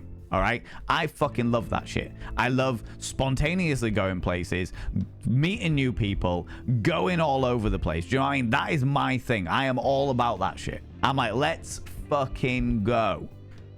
All right? But my character, good old Phil Thwizzard, has been a particularly shy and nervous individual up until this point. Always second guessing themselves. This entire concept is like super out of my character's comfort zone. Do you know what I mean? So it seems you found your dream daddy. I found my dream daddy, but not Phil. Phil's in way out of his fucking depth right now. Do you know what I mean? This isn't what we signed up for. That is a social mosquito. Oh, yeah. Social butterfly 101. That is 100% me. Dapper Cogsworth has literally seen me on fucking wild nights. Do you know what I mean? Sway also has seen me literally perusing. In fact, even Finley, if Finley's still here, when we were in like Amsterdam for TwitchCon and stuff. Absolute social butterfly, you know. And I'm still having therapy. It was intense, right, Cogsworth? Right? Oh, all right. We leave the bar and start walking down the street. I still don't know this area of town very well, so I just follow Robert. Same, right? So, where are we headed?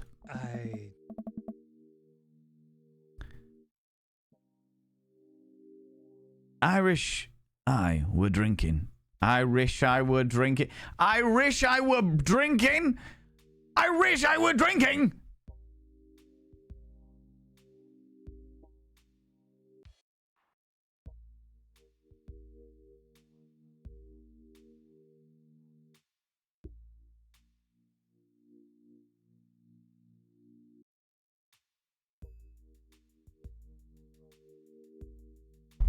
Me too, Bob. Me too.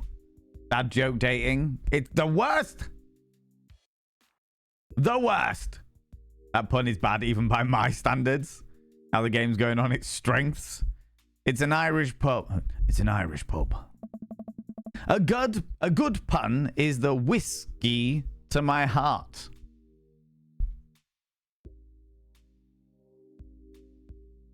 Why do you make me do this, friends? Why?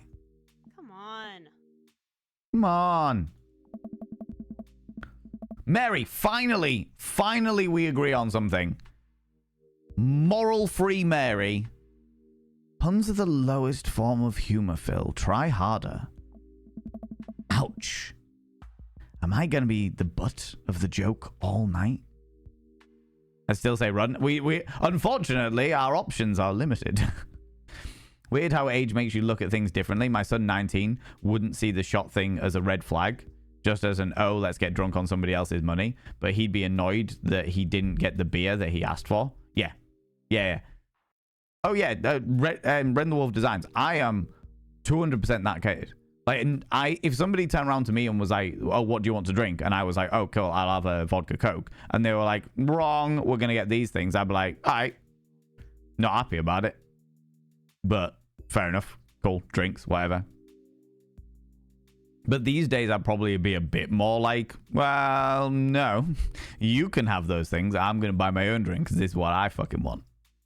But yeah, it depends what kind of mood I'm in. The concept of somebody turning around and saying wrong to asking me a question and then saying wrong to my answer is like, cool, you're a narcissistic prick who only cares about yourself. I'm good and out. I'm all right. I'll see you later. Bye. Do you know what I mean? Jesus, Mary. Put your fangs away for a second. We walk into Irish I Were Drinking. The Irish, the bar is pretty much the same as Jim and Kim's, except for the old-timey Irish memorabilia on the walls. Next round, what are you having?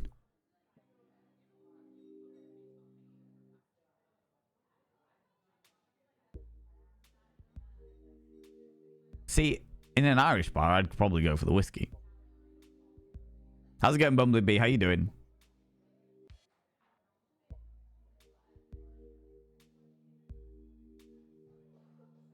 In an Irish bar, I'd probably go for the whiskey. Beer, we know it's a loaded question. We do. We do know it's a loaded question. Test him? Ooh, that's a good idea. Do we go for the beer just to test him? See if he negs you again. Yeah, that's a good idea. Beer.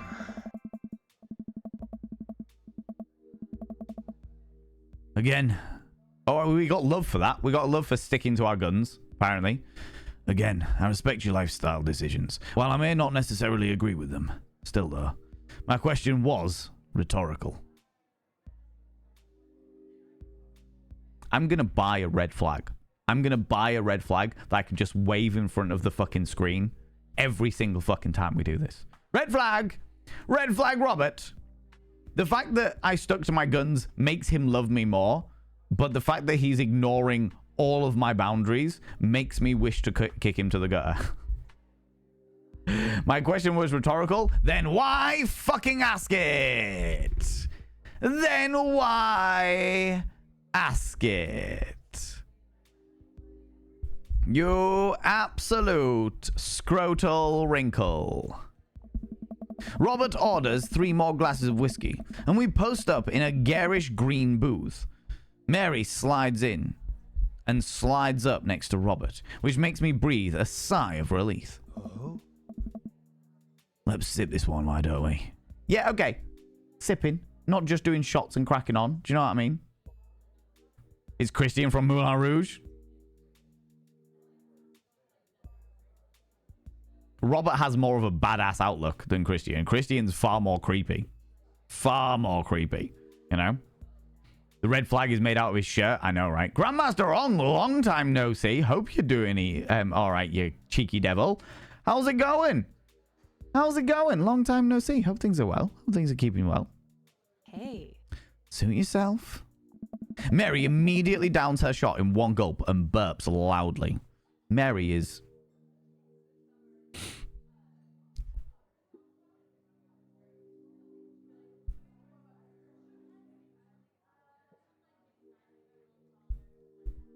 Mary needs to question the reason why.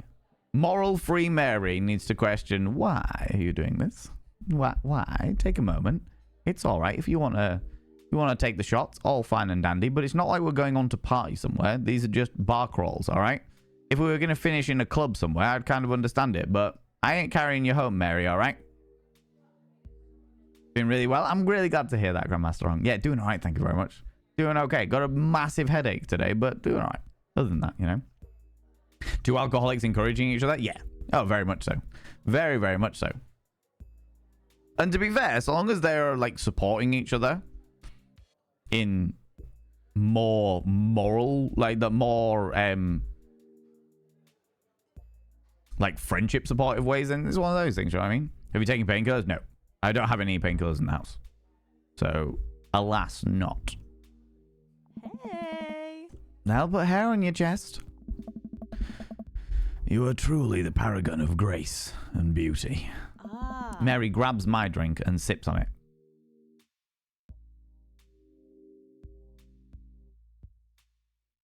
Ah. Hey! Hey. Phil, be a dear. Get us another round, will you? Mary, be a dear and lick my gooch.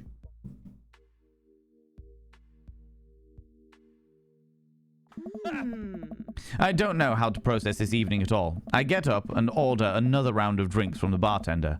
As I head back, I see Mary and Robert having a lively conversation. Robert roars with laughter. I don't think I've ever seen the guy smile, let alone laugh. Don't encourage her. She doesn't need encouragement at all. But you see, my brain, being my brain, I'm like, interesting. Interesting. You feel like you have all of the power here. Why? Why do you feel like you have the power here? Why do you feel like you can treat other people like this? And I know, because when I was younger, I was that person. I would take other people's drinks. I would be that dickhead. 110%. I'm not even going to try and deny the dickish behavior that I had when I was a much younger person. I was that bellend. You know? And it's only with a lot of self-reflection that I'm like, oh yeah, I was that bell end because I felt I needed to be that bell end because of the kind of things that were going on in my life at the time, you know? You know? Head for the exit, right? Order beer. Would have been fun to order beer instead. Yeah, I mean, to be fair, I don't think I've ever seen the guys smile, let alone laugh. I take a seat across the booth from them and pass out the drinks. Hey. So Edith's kids snuck some pot brownies onto the table and at the last bake sale, right? And I spot that there's a little hemp sweet... Oh my god. And I spot that little hemp sweatshirted gremlin in the act. So I go up to Edith with the baggie and I'm about to tell her when all of a sudden she just freaks out at me. You're ruining the bake sale, she says. I should have been the PTA president. Your roots are bad and blah, blah, blah. So, what'd you do? I told her to have a brownie and that everything was going to be fine. They both erupted in laughter. I politely follow along with the story. I would have done exactly the same, Mary. I would have done exactly the same. You see, all that I'm getting here, okay? All that I'm getting here is two people that have been put in positions in their lives that make them super fucking uncomfortable. All right? Robert and Mary are in lives that they fucking hate. They're in a little cul-de-sac of really nice, friendly, happy-go-lucky people, and they feel like the fucking defects. And they have bonded over the fact that they feel like the defects. And they try, from what that conversation there, Mary tried to get along. She tried to do the right thing. But the hoity-toity people of the neighborhood immediately bit her head off for trying to do the right thing. So she's like, fuck it. Fuck you. I don't give a shit. And it makes me wonder, especially with, this is where my brain fucking goes and spirals into this shit, especially with Joseph's like tattoo, the anchor tattoo implying that he was at some stage in the Royal Navy. I wonder if it was like, okay, she went along with it. They were in love. They were young. He was a badass. She was a rocker girl, whatever. She was a bit of a badass. They fell in love. They had kids. And then he found God and became the youth pastor. And now she's playing along with this perfect life whilst being miserable as fuck because she feels that she has to. And she's got a kindred spirit in Robert because he also feels like an absolute misfit in a perfect world. You know? That's what I'm getting, Oz. Do you know what I mean? That's what I'm getting. They didn't sign up for it. Exactly. And they're doing whatever they're doing out of some description of obligation. But the question is why? Why is there that obligation there? You know?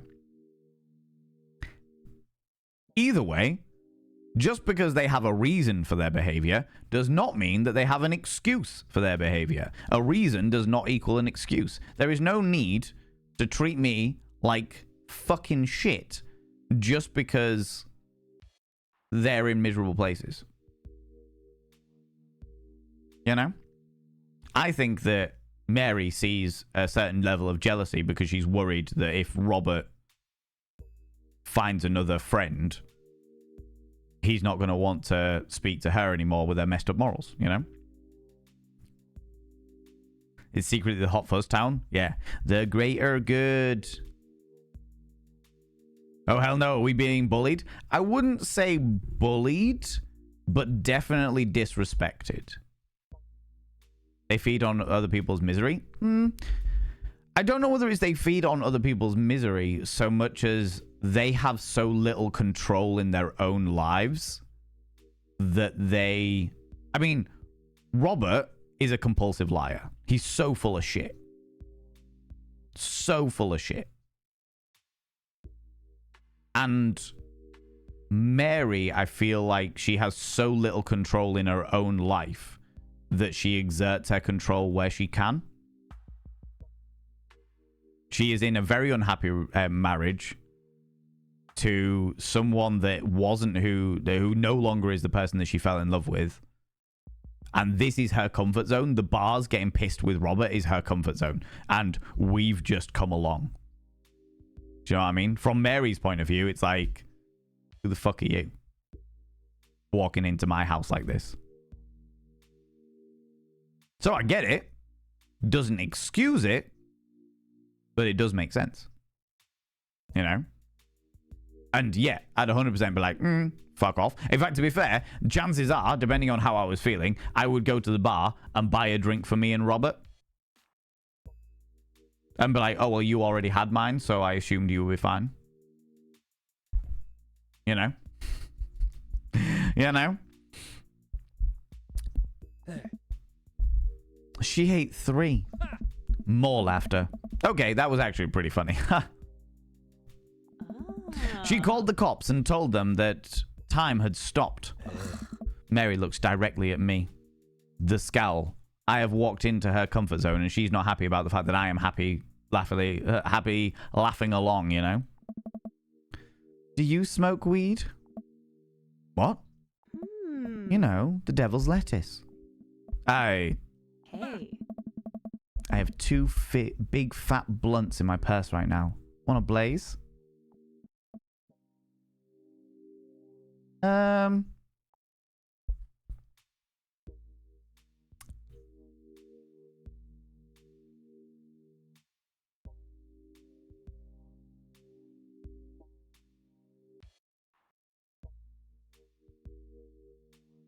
One blaze. Yay. Nay. Are you with the feds?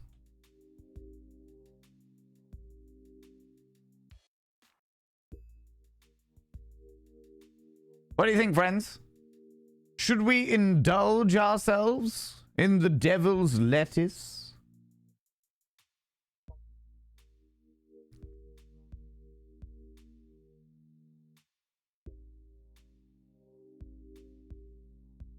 Oh, cheeky.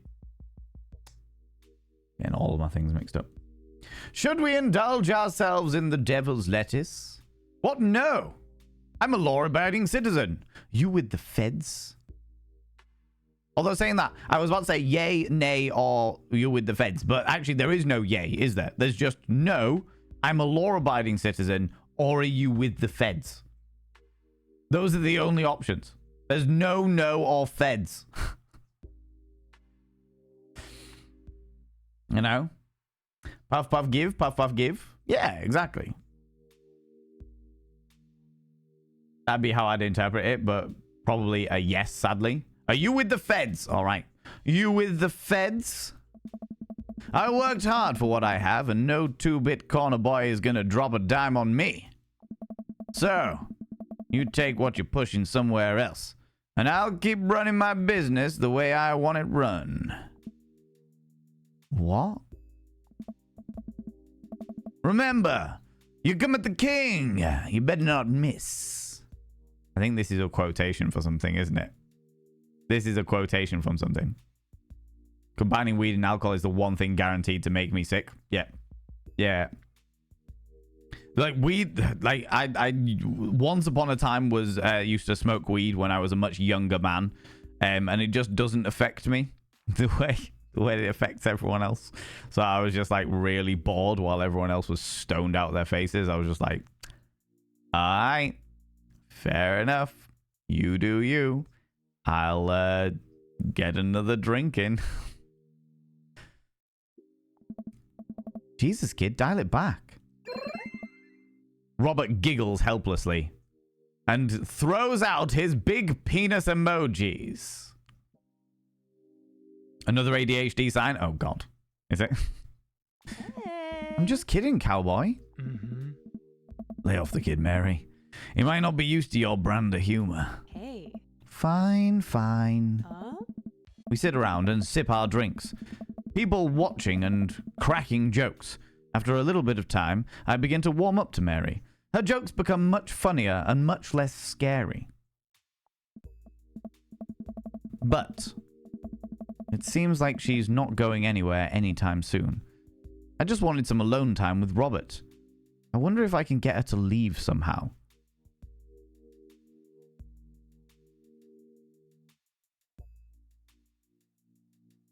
We have come into her fucking comfort zone. Like, this is on Robert. The issues here are very much on Robert. I have so many fucking issues with Robert right now, you know? It only makes me feel heavy, yeah?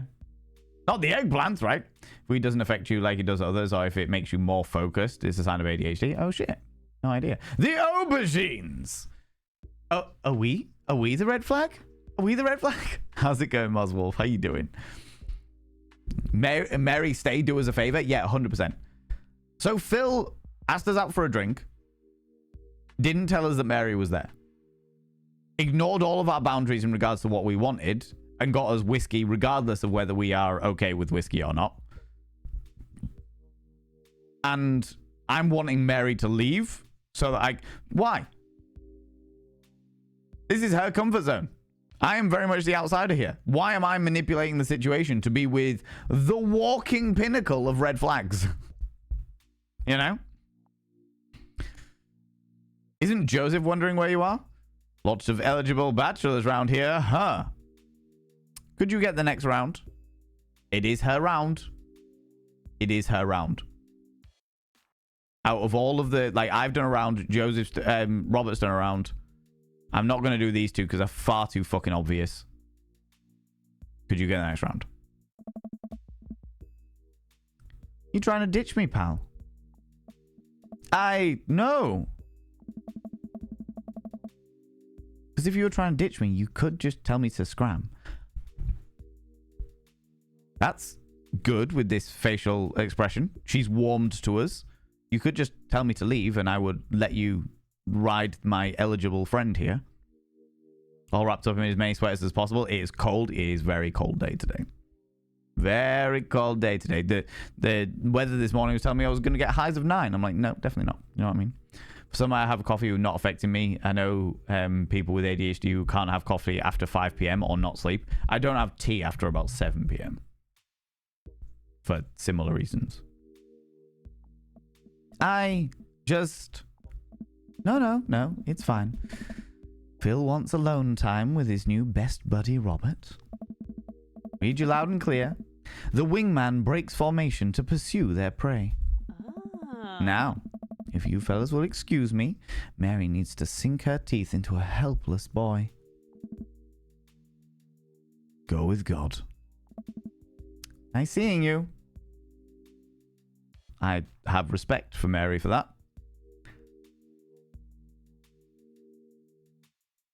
Okay, I love Mary suddenly, yeah? She's just like, cool.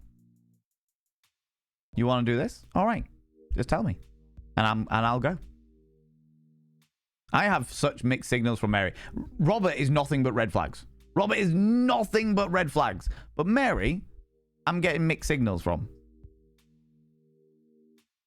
I feel like if there was an option within the game to go for a coffee with Mary and just have a chat, that would be a really interesting chat. Do you know what I mean? That would be that would be get to know her sense of humor. She's a bit brash. She doesn't like people coming into her fucking thing. She's miserable as fuck. She evidently is very aware that her husband is a closeted homosexual. And yeah, interesting. Deuces nerds. Mary gets up and saunters over to a young-looking guy at the bar. She grows on you. Does she, though? I feel like she kinda delights in making men suffer. Well, she does. But what about her and Joseph? What about him? Joseph must be a boring guy. I think Joseph isn't the guy that she fell in love with. I think the guy that she fell in love with was a rough and tough Marine. Guy who liked drinking, liked partying. Was a hard man in the armed services. Then left the armed services and found God. And suddenly as happens to an awful lot of people, and I'm not saying there's anything wrong with being religious, I'm not saying there's anything wrong with being faithful, but I am saying it happens to a lot of people who find God later on in life. The concept of being a faithful individual takes over their entire existence. And now she is stuck in a situation where she can't get a divorce because of his religion. She knows that he's closeted homosexual because of the way that he acts and stuff. And she's just fucking miserable. Just fucking miserable. Is she staying just for the kids? Not sure. She doesn't seem to, like, from what we've seen, she doesn't seem to really care too much about the kids. Which is sad. But I'm trying to work out whether that's because of the fact that she's, like, less that she doesn't care about the kids and more that the whole situation is her being stuck in that, you know? How's it going, Sage? How you doing? Hard man is good to find, and this one is not a fucking good man. This one's a hard man. We found him. Definitely not worth it. What about him? You know, they're married. And she definitely tried to get in my pants the other night. And I gesture to her across the bar, where she's making goo-goo eyes at that young man from before. He looks like he's being held hostage. Hey. Oh, that's just a thing she does. She's harmless. Tell that to the boy she's hanging off. Poor kid looks like he's seen war. Friends, there is an ad break happening. There is a cheeky little ad break happening, and I wasn't aware that it was popping up because I was so engrossed in the entire story as a whole. What I'm going to do there is I'm going to use this opportunity to get up, have a stretch my eyes, and I would encourage you to do all the same. I'm going to go get myself another cup of tea as well. So friends, get up, have a stretch your eyes, look at something in the distance, then look back again, grab some kind of beverage, hot, cold, or if the time is permitting, flamboyant as fuck. If you haven't taken your meds today and you need to take them, don't forget to take them now. And if you're wearing a binder, have a couple of deep breaths, stretch those lungs out, stretch those rib cages out, and never wear a binder longer than 6 hours. That is what is medically recommended from what we understand, all right? I'll be back in 2 minutes when the ads are over, all right? I won't be a minute, you cheeky devils, all right? All right. I'll see you in a minute. One before, you know, friends. However, friends, before I jump back into the game, I do want to remind everybody that... It's a raid. Oh, my lord. Oh, my... Well, what appropriate timing. What followed me? Delightfully appropriate timing. Thank you very much for that follow, you beautiful individual. Welcome on in, friends. How's it going? Ladies and gentlemen and all genders outside and between, delve deep into your pits of popcorn and throw them at the raiders, throw them at these cheeky devils. Look at these people coming in here. I mean, really, could you even imagine? Who do they think they are? The absolute audacity, I tell you. I'm going to turn this little light on down here so that everyone can see my room a little better, you know? Oh, yes. Yes, that's much better. That's much better. Now everyone can see the very creepy crocheted version of myself that stares at the back of my head in a very sultry manner. How are you doing, you beautiful individuals? How's it going, Bitwizard? How are things? Friends from my stream. People from my stream. If you do not know the glorious, the beautiful, the exquisite Bitwizard, Bitwizard is a phenomenal human being who plays a lot of retro games. They were playing some... Red Emblem today? Red Emblem? I want to say Red Emblem. I remember that game because when I was in university, my housemate would play it all the fucking time. Fire Emblem, that's the one. Thank you very much. They would play it all the fucking time. And the amount of times that I would be sat there reading something delightfully creepy or questionable, and he would be sat there playing Fire Emblem. It had so much fucking nostalgia for me, Bitwizard. It had so much nostalgia for me. So thank you very much for playing that today. I was sat lurking, having a wonderful, wonderful time. You know? Friends, if you're new here, 2 things you need to know about this channel. 1, you're not allowed to apologize. Faux pas, individuals. Faux pas. Instead of saying sorry, try saying thank you. Instead of saying sorry, I'm late, say thanks for waiting. Instead of saying sorry, I'm such a burden, say thanks for being there for me. It'll make you a much more positive individual. 2, if you're under the age of 18, I have to ask you to leave. We are doing Dream Daddy Dating Simulator, and trust me, if you're under the age of 18, our conversations are not suitable. Not suitable at all. We're talking about being worn like a condom while 2 other people are going at it. Do you know what I mean? It's pretty intense. And I've just gone and got myself a fresh cup of tea, so you are in absolute perfect time, all right? Absolute perfect time. Welcome on in, friends. If you don't know me, I'm Valen Vane. Vane by name, Vane by nature, sex educator, and questionable individual extraordinaire. But yeah, how was your stream? How did it go? How was the rest of Fire Emblem? I heard you were like conversing with Fire Emblem enthusiasts about the entire series. Is it the first time you've played it, but was it, or have you played it before? And thank you so much for the follow, by the way. I really do appreciate it. Friends, if you are needing to disappear off, and this includes you, Bitwizard, if you are needing to disappear off, go grab a snaffly treat, grab a delightful drink, nice beverage. Behold my romantically apocalyptic cup. If you need to go do your thing, please go do so. But you're a bit tired, go do your thing. Go do your thing. Bitwizard, thank you so much for bringing your people over. We are just about to jump back into the game. Today, friends, we are dating Red Flag Robert. This is a Dream Daddy, the dating simulator, where you are a dad and you are dating other dads. All right, that is the way this stuff works. Okay, you little stalker. Nayasa, come here, you cheeky devil. Come here, you. What do you like claiming cheeky kisses, you cheeky devil, you? Oh, bumbling bee, you. God damn it. Yeah, your timing.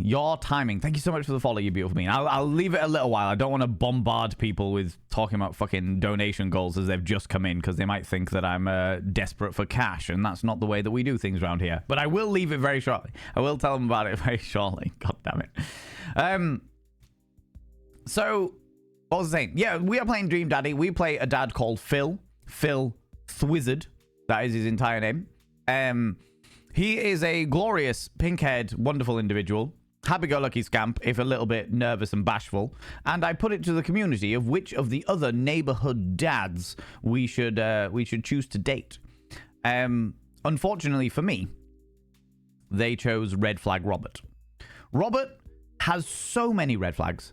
It is unreal. We went to a bar. Robert said, hey, first of all, has narcissistic tendencies. Second of all, is a compulsive fucking liar. Third of all, thinks he's really hard and might stab me and leave me under a patio.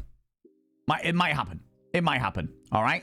We went to a bar thinking, do you know what? Surely, chat thinks, surely Red Flag Robert is just misunderstood. Surely we can fix him. All right?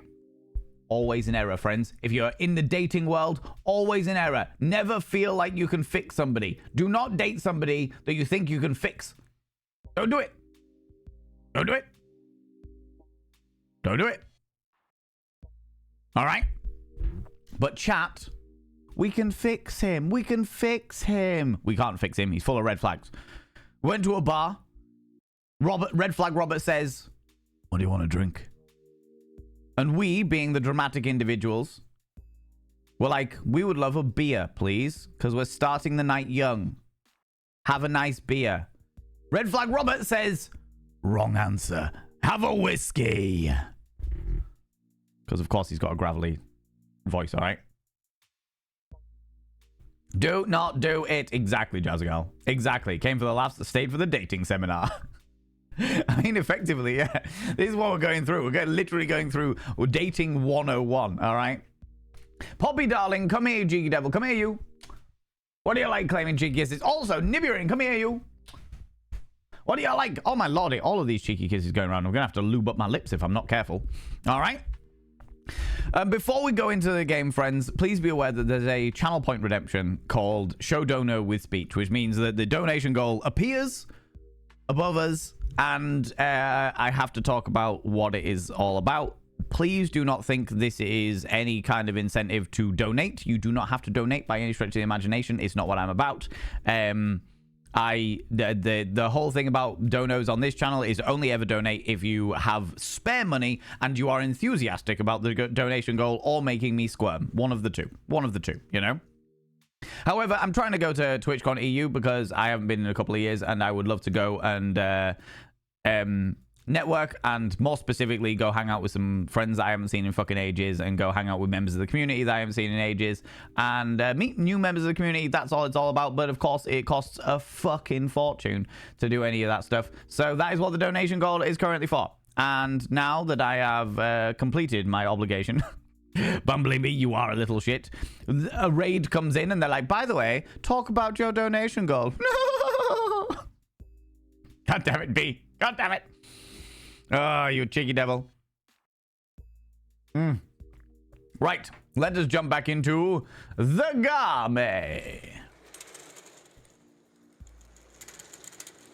Thank you very much, BitWizard, once again for bringing all your people over. I really appreciate it. Again, friends from my stream, if you don't know BitWizard and you love your retro games, very specifically your JRPGs and stuff like that, go and check out BitWizard. Wonderful, wonderful human being. I've literally been watching him all morning since the point where I came downstairs and turned on my computer, saw the BitWizard was streaming, and just jumped in a lurk. So please do go check him out. BitWizard, go sleep. Go sleep. Go sleep, you cheeky devil. Thank you so much for bringing your people over. I appreciate it. Tell that boy... Oh, yeah. So we are Phil, and this is Red Flag Robert that we are speaking to. Our pink-haired delight. All right. God damn it, Sway. God damn it, Sway. Sway UK has redeemed vanity promo via the channel points, which means I need to tell you all about something that I do. What am I going to tell you about? I'll tell you what I'm going to tell you about, because the sale ends tomorrow. We have a merch store, friends. We have a merch store. www.valenvane.com. We have a merch store. We have a shitloads of designs in there. A lot of LGBTQIA stuff. A lot of, just a lot of fun stuff. A lot of fun stuff. Thank you very much, Nibirin. And for the entirety of February, we have got 14% off, because it's the month of romance. 14th of February being Valentine's Day. And I was going to do 10% off, but I thought, you know what, fuck it, let's do 14% off, because why not? It's the 14th, do you know what I mean? But it's 14% off the entire store, literally for today and tomorrow. Tomorrow, the end of tomorrow, is when the sale stops. So if you're interested in any of that merch, we have a load of fashion stuff, we have a load of stream-related stuff, we have a load of stickers and obscure bits and pieces, we have a whole load of gimmicky, pun-based LGBTQIA sexualities that are worthwhile, and yeah. You can do the thing. Oh, look. Across the way.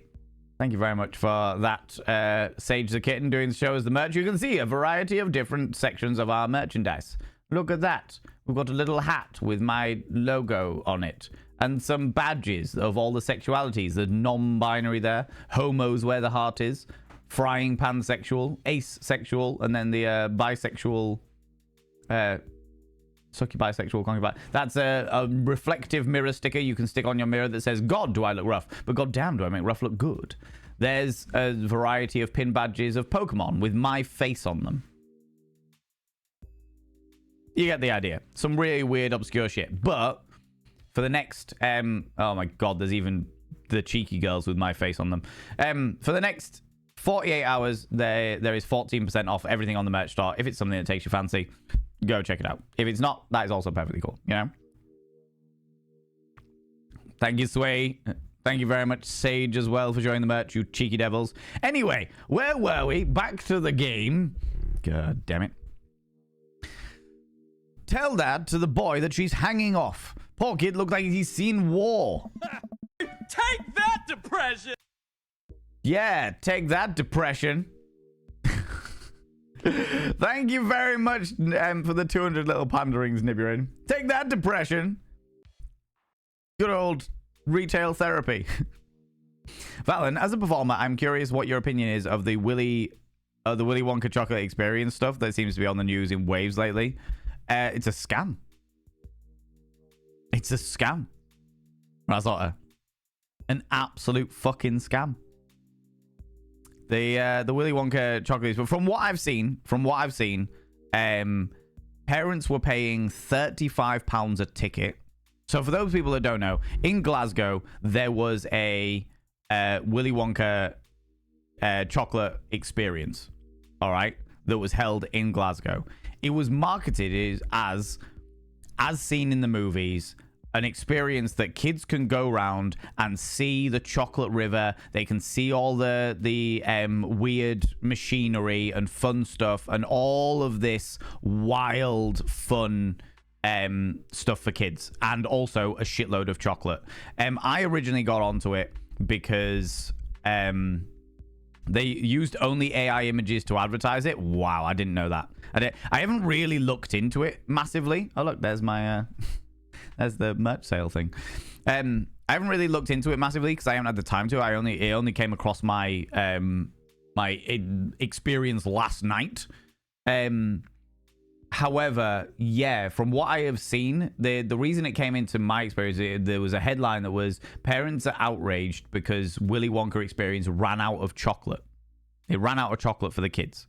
All right. And I was like, okay, interesting, whatever. And effectively what it was a group of people hired out a warehouse, hired out a variety of different colorful props that had vague relations to Charlie and the Chocolate Factory, and just put shit, like, just charge people an outrageous amount to go in for a one-day experience. Do you know what it sounded to me? It sounded like Fire Festival to me. If you know anything about Fire Festival, it sounded like Fire Festival. Let's hype the fuck out of something so we can get shitloads of money from people, make a half-assed attempt to make it look like we actually put the effort in, and we'll bank all the money because there's a no refund policy. Or if you turned up, it means that your ticket obligation has been fulfilled. That's what it sounded to me. But I haven't looked into it. I don't know whether there was like behind the scenes problems of the event organizers, like they couldn't get what they wanted, they weren't able to. I don't know whether there was supply issues. I genuinely haven't looked into it too much, but from what I've seen, it looks like it was always designed as a scam. You know, always designed as a scam. How's it going, Dr. K. Ross? How you doing? That dad even has a red flag as a shirt. Most certainly does. Most certainly does. Where is his kids? In prison? I mean, yeah, he's the only dad we haven't seen the children of yet. So maybe he's not a dad. Maybe he is the exception to prove the rule. All right. Maybe the whole thing about Red Flag Robert is he just wants to be our daddy. You know. Horrible spelling mistakes included. Wow. Let me DM you my TLDR. All right, I'll get onto that later. Have a look. See. They hired some performers apparently too. I feel for them. Yeah. Because those performers will have got it in the fucking neck.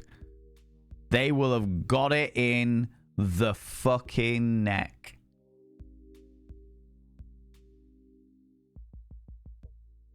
So they only used AI images. I saw a lot of the images of the actual warehouse itself. Max Wattage is being far too kind. Confound them. Excuse me.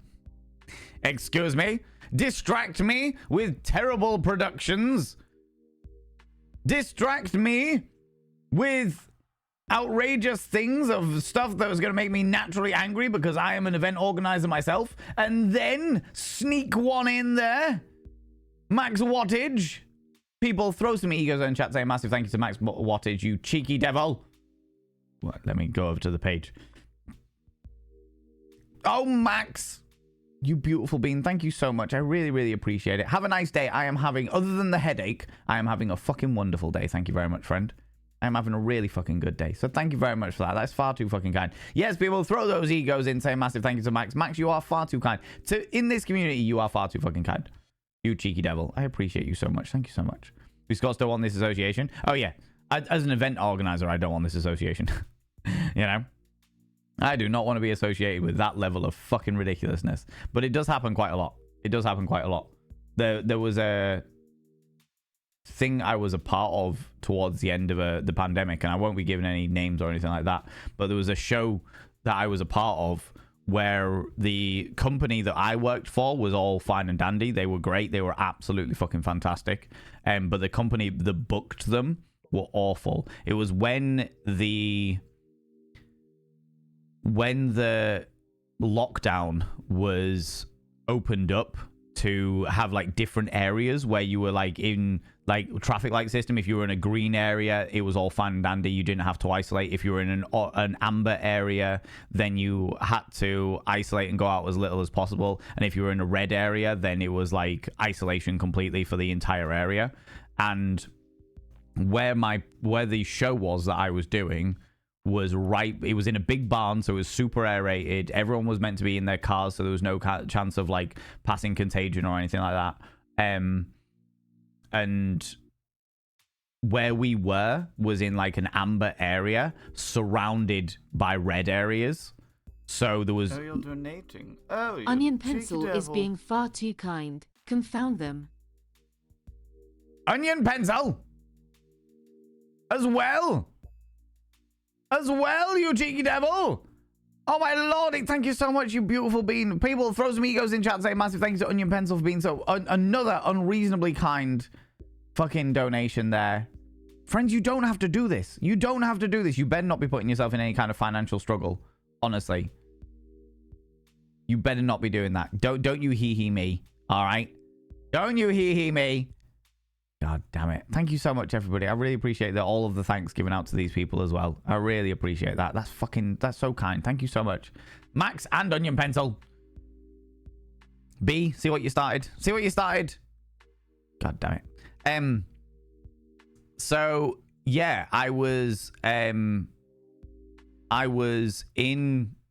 this show, and like literally we did like 2 nights of this show, and then all of these areas around where we were became red areas, and all of these people, all these families, because it was a family show, all these families were ringing up being like, hey, we can't get there because we're in a red area, therefore we're not allowed to like leave our house for any non-emergency reason, etc. Can we get our money back? And they were like, no, you can't. It's not our problem that you can't get here. It's not our problem that your entire area is locked down. So there was like shows that we were doing where we were like, the whole show itself was sold out to maybe 100, 150 families. And then there was a few days where we'd do it to maybe 30 families because nobody else could get to us. It was fucking wild. Absolutely fucking wild.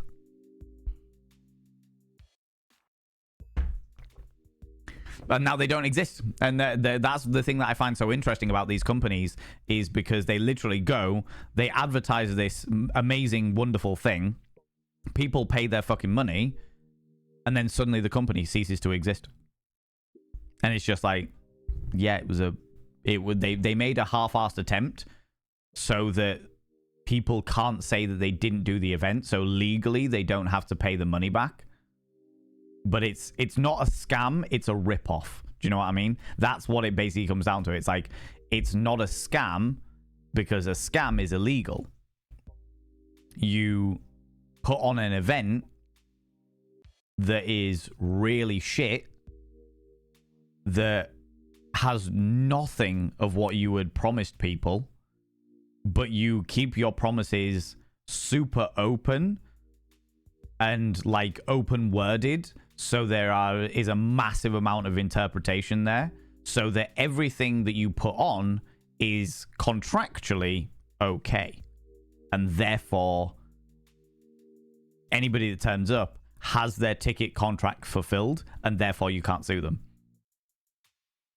You know, it's that level of we're gonna charge an unreasonable amount, we're gonna promise the fucking world, and when we give it, we're gonna promise Willy Wonka and his chocolate factory, and we're gonna give them Willy Wonka and his chocolate factory from Wish. So we have technically fulfilled our contract, regardless of it. Do you know what I mean?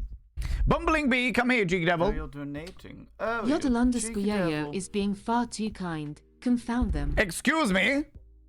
Excuse me. B, thank you very much for that, cheeky guys. Yodel. What is going on today? There's not even the dono goal up or nothing. God, you're paying it forward, you beautiful bean. People, throw some egos in chat, say massive thanks to Yodel. Honestly, friends, like, we don't have to do this. You people have been far too fucking kind to me recently. All right? You've been far too fucking kind. It's all right. It's all good. How's it going, Rabbitsboro? How you doing? It's all good. We're all right. We don't need this. We're all good. It's, what? What have you missed? Not much. We've been very distracted today, Rabbitsboro. We've been very, very distracted today. Thank you so much, Yodel Yo-Yo. I really appreciate it, you beautiful bean. Doing great, just enjoying the day off work. Glad to hear it. Glad to hear it. So yeah, so that is my my very not deep dived opinion on the Willy Wonka, the Willy's Chocolate Experience in Glasgow, which was £35 a ticket. I don't know whether it was.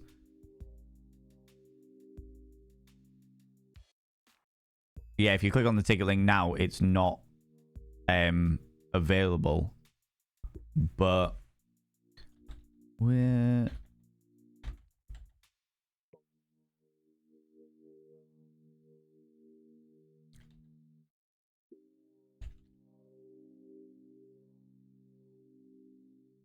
Willie's Chocolate Experience ticket price.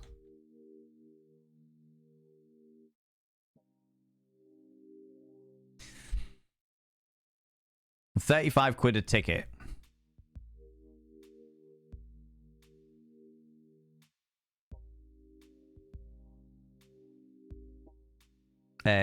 Tickets events cost him promising chocolate fountain. Sinclair said his kids were received 2 jelly babies and a small drink.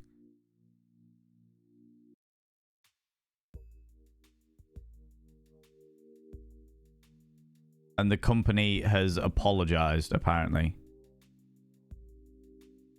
Unfortunately, last minute, we were let down in many areas of our event, and we tried our best to continue on and push through. Now we realize that we probably should have cancelled first thing in the morning. Yeah, you definitely should have cancelled. Oh, shit. So the company is actually continuing on. That's really interesting. That's really interesting. Because I know, the thing is that I like looking at some of the images, like the photographs from the event itself, as opposed to the AI images that, where I know where to get all of the props and stuff from. And the props are not cheap. The props are not cheap at all. So it actually does look like they might have been let down a lot. But yeah, they should have cancelled. They should have just gone, shit, we can't do it. If we can't get everything, then we need to cancel. I'm now looking into this.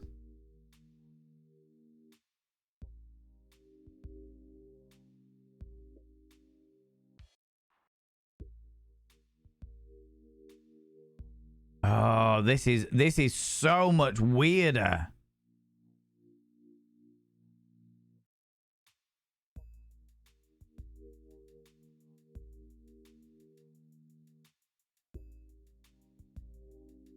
Oh, this is so much weirder than I was originally expecting it to be. So from what I can see here, they have refunded 850 of the tickets.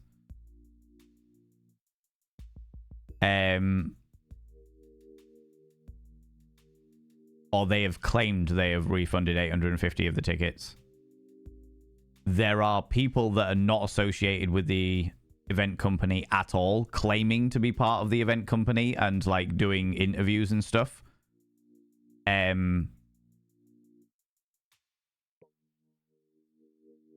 This was an event gone wrong.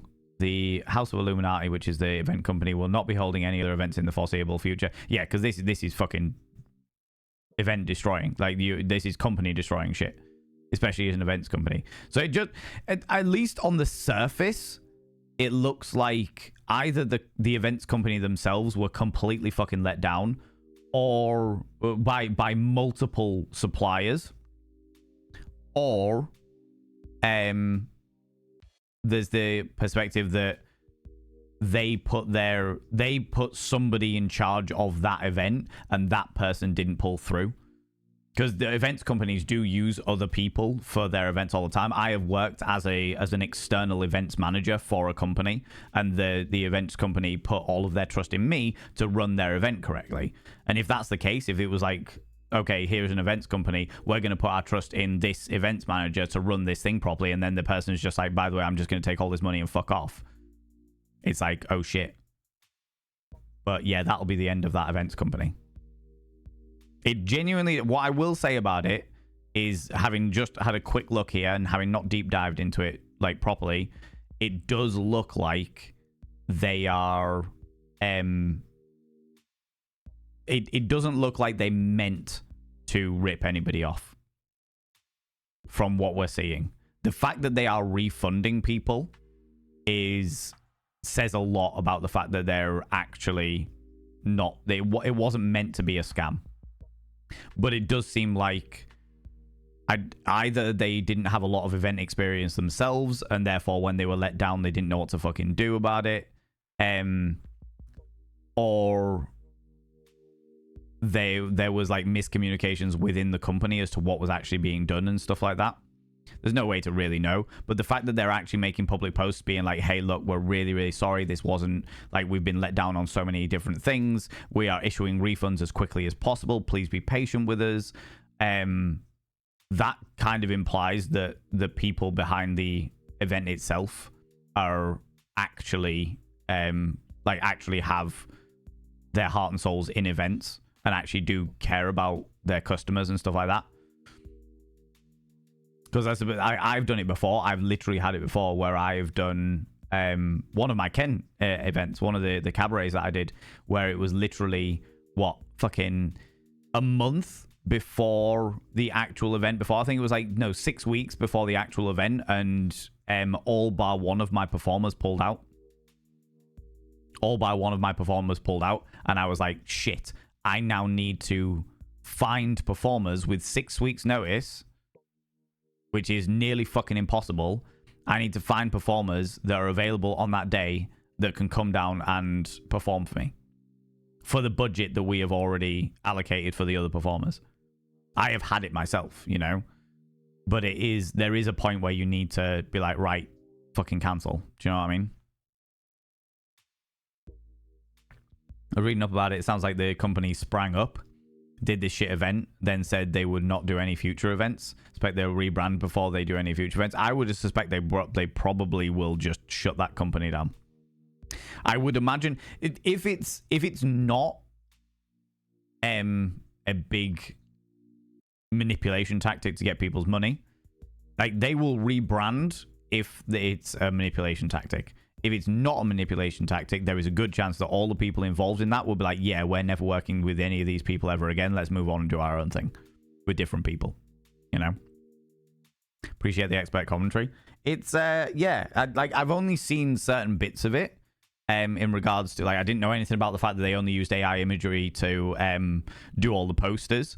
I've seen a couple of the pictures from behind the scenes and what was actually provided in the event itself, but now actually having a look at the fact that they're still it's not like they didn't go dark. Do you know what I mean? Like a lot of companies in that scenario would just go completely dark, would just go nobody can be contacted, nobody can think, everyone just goes dark. The fact that they're actually turning around and being like, look, we're really sorry, we got let down so much, we should have cancelled the event when we realized that the stuff wasn't turning up in the morning. We got let down by those things. We're trying our best to get all of the refunds done. Whether those refunds actually get processed is another question entirely. But it does, at least from what I can see, it does look like the events company is doing what they can to try and make amends for the disappointment that was the event. You know, I couldn't possibly speculate, Finley. I mean, that was an entirely different thing, but I've had that experience as well. Yeah. Appreciate the expert commentary. You're very, very welcome. You're very welcome. The Wonka experience thing. Yeah. And this is something that I'm super cautious of, is not over promising what we can provide. Because of not only this event, but events like this that I have experienced in the past. Where it's they promise the absolute fucking world and there's no way they can actually live up to it, you know? There's no way they can live up to it. Anyway, should we get on with the game? Anyway.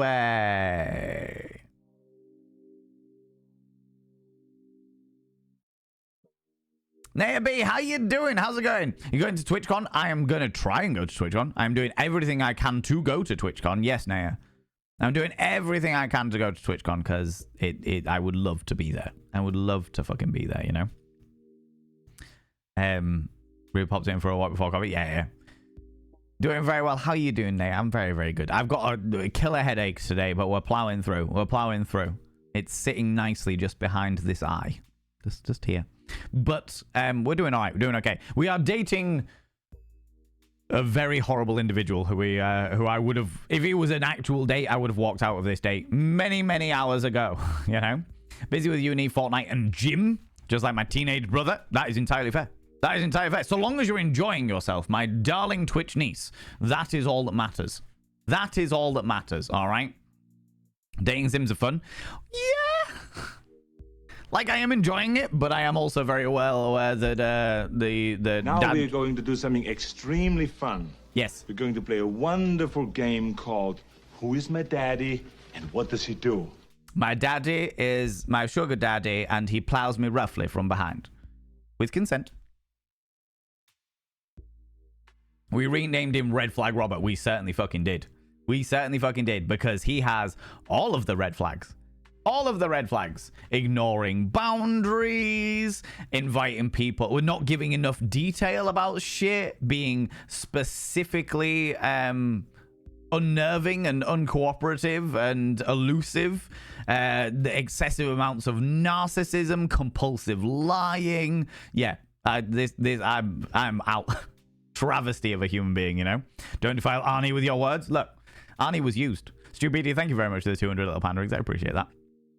Do you still have a pet lobster? Oh, no, Naya, no. Richard III died many moons ago. I've got pet crabs now. Oh, I've got a crab. There was a crab royale, and they killed each other, and now we have one grand crab to rule them all. You know, crabs, a crab and fish. You know, Robert lets out a hearty laugh. Hey, I got him to laugh. Oh man, you know I pegged you.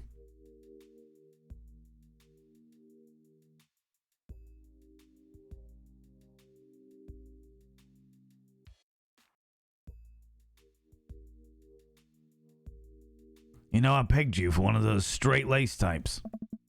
Oh, don't worry. I got pretty wild back in my day.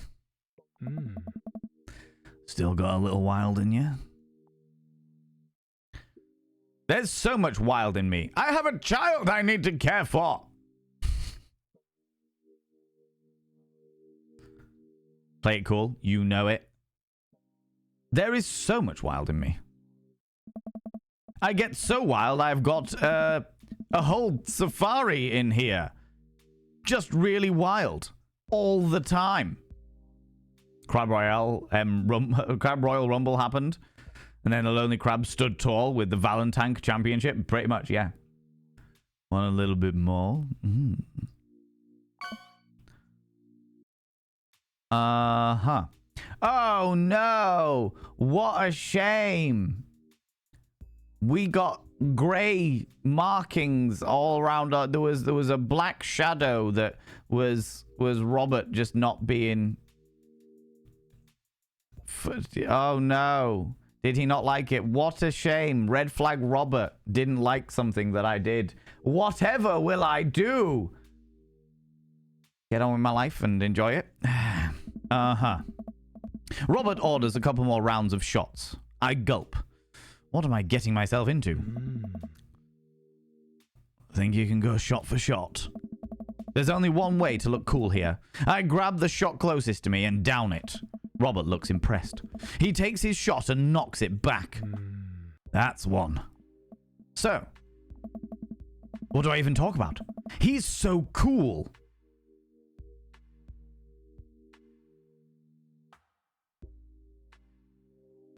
Think he values being stood up against? He does value being stood up against. He likes it when people are shit to him. But I think that might be because he wants to break them and possibly stab them and bury them under his patio. I'm not entirely sure. Do you know what I mean?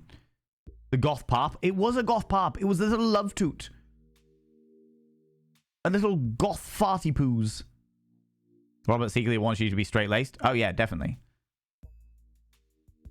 He wants what moral-free Mary has. To be a badass and have an upstanding citizen as a partner. The peer pressure is excessive. Oh, yeah. Oh, God. There's an unreasonable amount of peer pressure going on right now. Talk about war crimes. That is exactly what he loves. What do I even talk about? Yeah, you subscribed. Most kind. Dr. K, thank you very much for giving that sub to Gothic Fart. Oh, my God. I shall now inscribe their name upon the mirror of vein.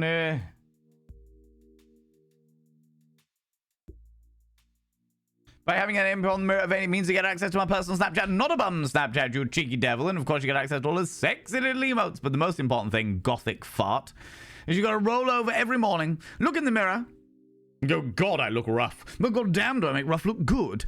Ooh, sexy. Ooh, yes, meow, you know? You love my nails? Thank you very much. My partner paints my nails for me. I can paint them myself, but I just like it when she does it. We've got very, this one looks like cum. Literally, I was like, oh, can I have these ones on these fingers and then these two on these fingers and then this one on my middle finger on my right hand? And they were like, yeah. She was like, yeah, 100%. And then she was doing the nails. And then she was like, well, will you just pass me the cum nail varnish? And I was like, yeah.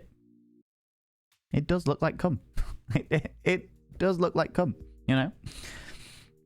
Can't lie, this Robert reminds me of Midas from the Plated Prisoner series. I don't know that series. Don't know that series at all. Painting them can be a bit of a pain. To be fair, I like painting my nails, but McSteffels, my partner, loves doing them more. So it's like a nice little bonding thing for us. I'm like, yeah, let's go. What do I even talk about? He's so cool, and he probably hates small talk. So, how are things? I hate small talk. Okay. Too many people, and this isn't necessarily you, but too many people think that they have to fill the dead air with noise. Personally, I think they're afraid of the silence, or they're afraid of what the other person is going to think of the silence. If you want some unsolicited advice, because fuck boundaries, just learn to be comfortable with silence. Nothing wrong with two people sitting in silence and drinking whiskey. I can only imagine the conversations we're going to have after we fuck.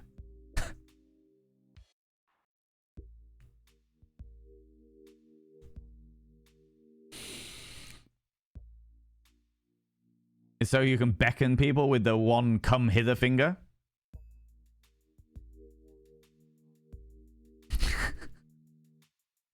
God damn it, Max. Ah, yes, pillow talk with this dude. I'm like, oh my God, that was amazing. The way you passionately shoved your dick all up in my business. Oh, it was fantastic. Yeah, it was good.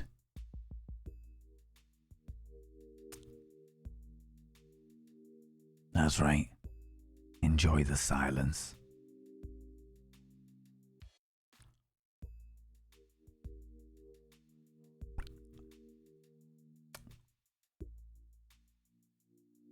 Cup of tea? Rather have a whiskey. He isn't wrong, and he acknowledged the unsolicited, I suppose. I mean, he acknowledged he's unsolicited, but the concept of boundaries is a fucking enigma to this man.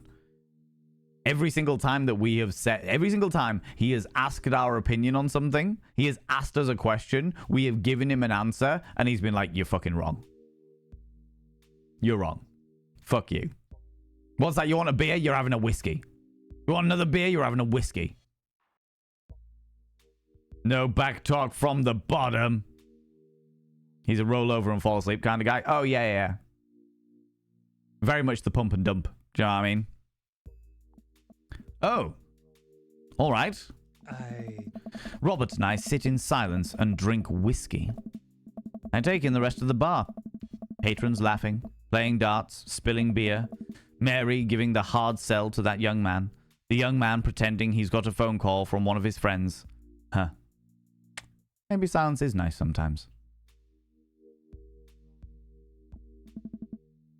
So, you ever killed a man?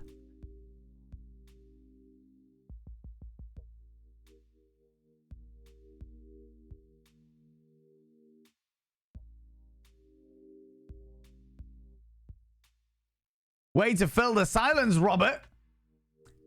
Way to fill the silence. So, you ever killed a man? Yeah, with my dick. That's probably what he wants.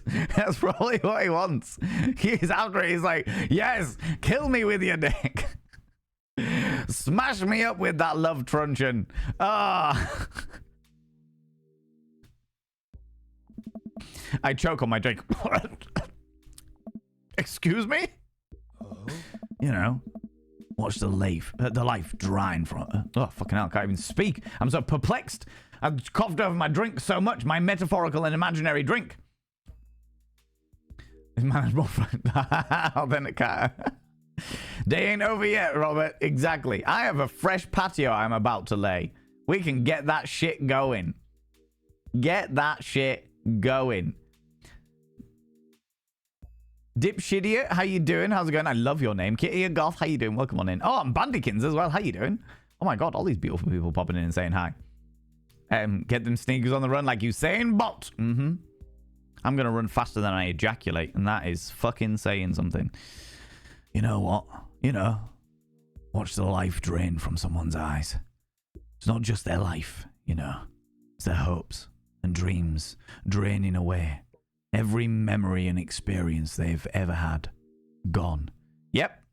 When I wake up in the morning after a night with you and I look in the mirror. I should have shagged him at the beginning. This is much worse. This is much worse. I definitely should have shagged him at the beginning. We should have had that one night stand and been like, do you know what? That was a good one night stand. And draw a line, moving on. You know?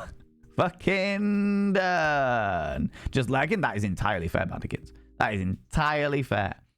When he asks, want to get laid, it means under his patio. Oh yeah, definitely. Want to get laid under me patio. Giving him Chunks accent. Oh yeah, I suppose it has gone slightly Yorkshire, hasn't it? It was just gruff. And I suppose, yeah, it's also gone slightly Yorkshire. This Robert is a character John Wick would have offed by now. Oh, definitely. Definitely. What have I missed? Robert is filling the silence with asking me whether I've ever murdered somebody. You know. Huh. No. Great. Me neither.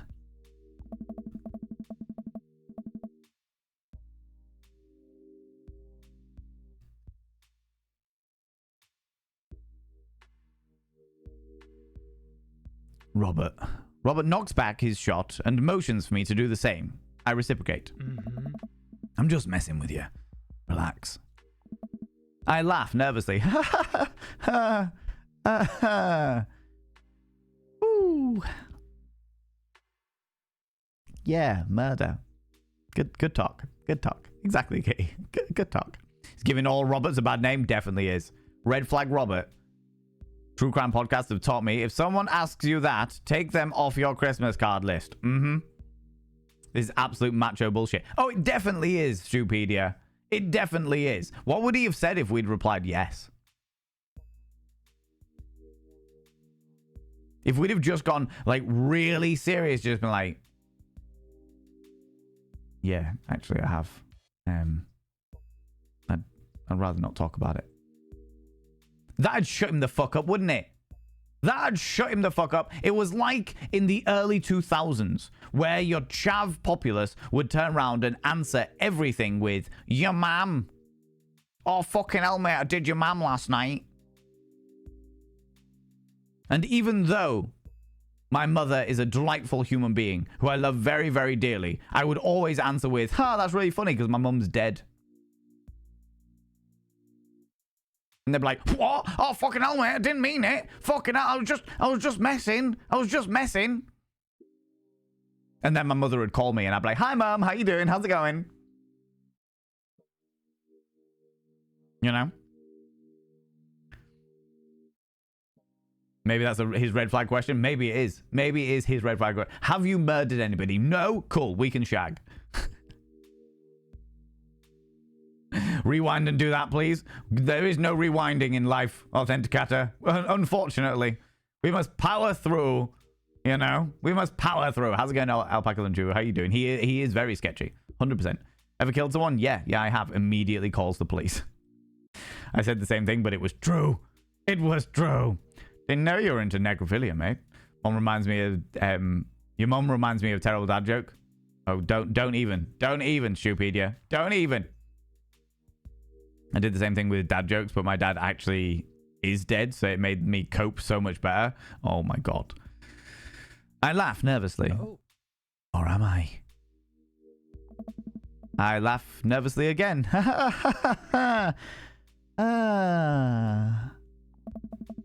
We sip more whiskey, and people watch some more. Mary has her sights set on another man after the other one excused himself for the bathroom, and I assume crawled out of the window. Gosh, this whiskey is hitting me hard. Gosh, this whiskey is hitting me hard. You betcha. Robert gets up and out of the booth, shouldering his jacket. Let's roll. Sorry. Whiskey. Inside voices. Let's roll. Wait, what about Mary? Brother, Mary is gonna be just fine. I look over at Mary, who's lying on the bar in front of some poor sap. She's singing happy birthday to him while he insists that it's not his birthday.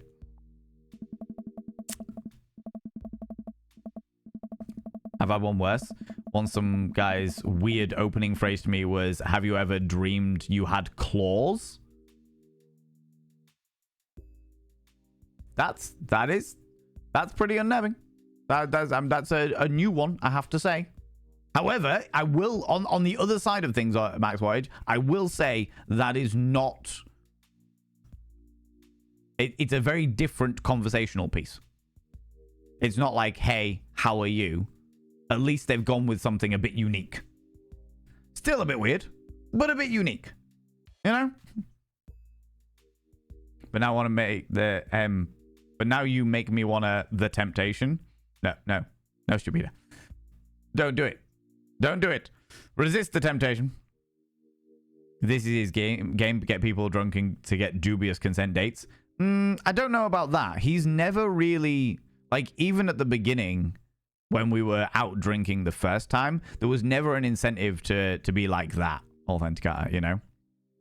There was never an incentive to be like that. He's just... Yeah, it's like... He's basically the kid that tries too hard. His life is not interesting enough, so he compulsively lies to make it more interesting. He likes the idea of being... He's watched too many animes where the badass is always the cool kid. Whereas when you try to be a badass like that in actual life, everyone goes, the fuck is wrong with you? You know? You know? We make our way out of the bar and back onto the street. I'm trying my hardest not to stumble, but man, that sidewalk is just coming right at me. I hope Robert doesn't notice me tripping over my own feet, like this is the first time that I've ever been drunk. Where to? You'll see. I follow Robert through the street lamp spotlights until we eventually arrive at a run-down strip mall. There's a beauty salon, a sex shop, a computer repair store that looks like it's been closed for 10 years, and finally, a liquor store. Of course. We're taking some home, right? Wait here. I'll be right back. He's going to go rob the store. After a minute, Robert returns with 2 wine bottles in a brown paper bag. In brown paper bags. He hands one to me. Cheers. This is the shit I did when I was 14. This is the shit I did when I was 14. 14, 15, go to a couple of bars, get some shitty cider, or if we were lucky, some description of cheap vodka, go sit in a park and drink until the sun came up. I was going to say buy condoms. Yeah. Some dark alleyways, that's where to. Don't trust this. It shows his Jack the Ripper has got his victims. Exactly how Jack the Ripper got his victims. He sits on the curb and drinks. He motions for me to do the same. This is really not where I was expecting the night to go. I take a sip. White Zinfandel? Oh my god, I can't even read. White Zinfandel? What?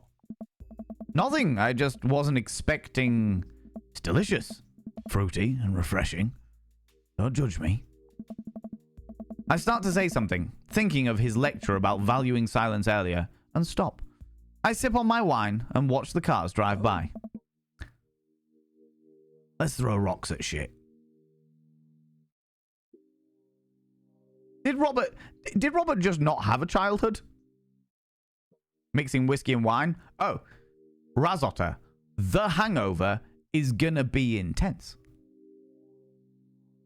Intense.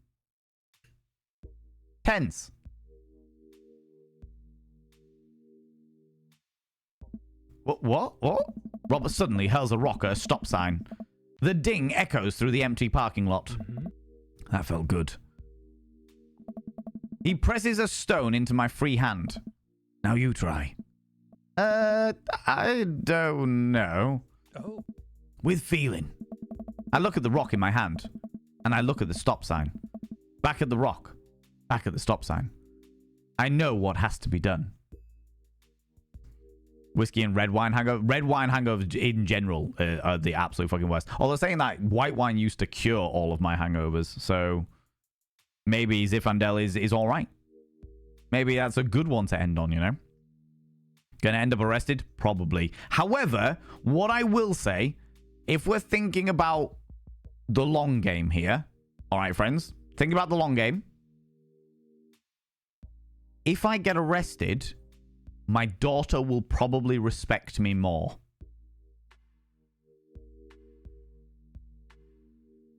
I'm just saying.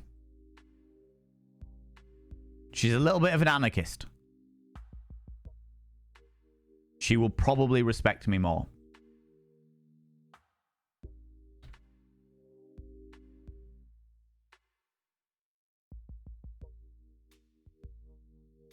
You know? Yep, that maths. Sound logic? She will hold it over you forever. Yeah, maybe that's possibly. How's it going, Simplex? How you doing? I got a problem with authority. I'm sorry. This one's for you, Pappy.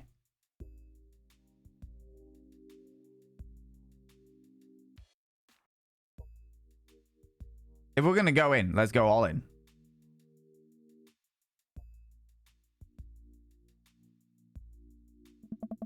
I got a problem with authority. I hurl the rock at the sign. It sails over the top of the sign, right into the window of a parked car, leaving a crack.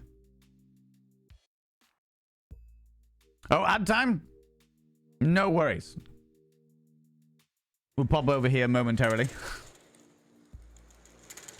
Pop over here momentarily. What I'll talk about? Oh, friends, I'll talk about shit that's coming up in the stream. Let's talk about stuff that's coming up in the stream for the next 2 minutes.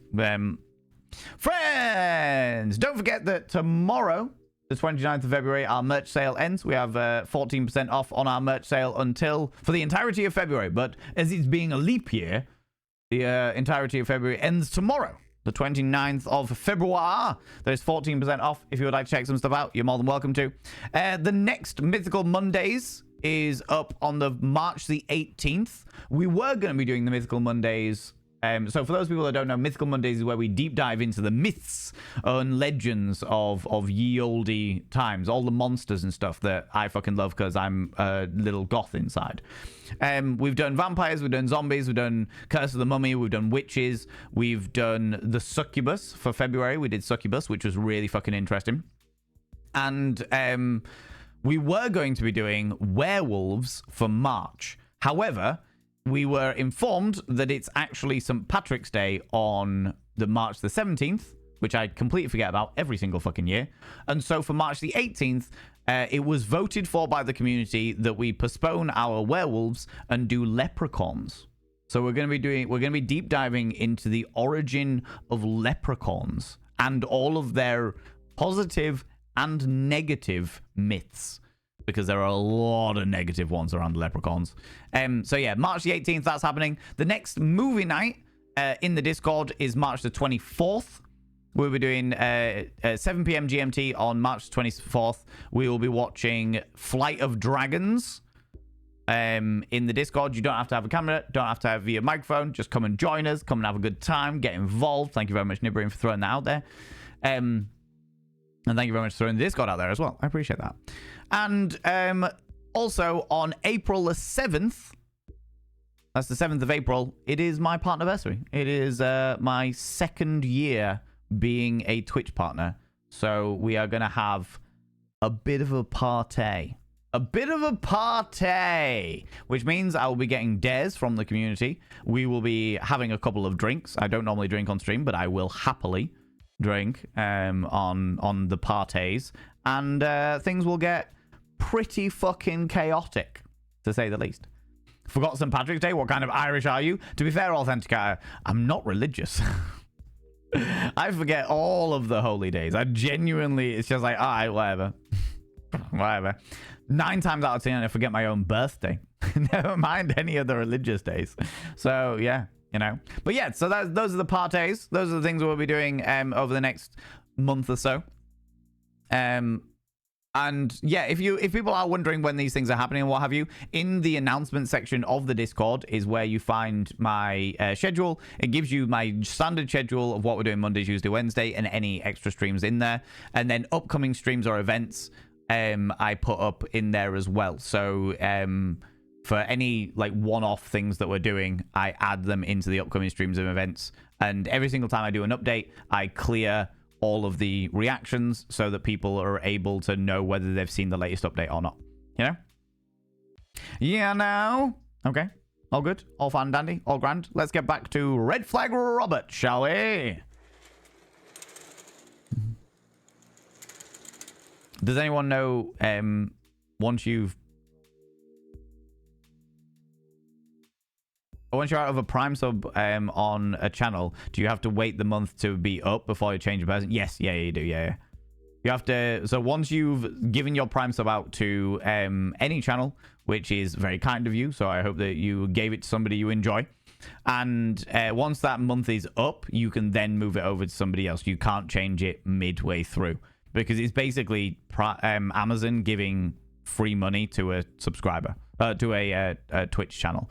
So you can't move it halfway through. You've got to wait till the end of the time, you know? Most kind. Or you can have one of these wonderful, without asking and without expecting, like you definitely haven't done a Bumbling Bee, so I appreciate that. Or you can just wait for a wonderful human being who's super fucking kind in this community to gift you one to you.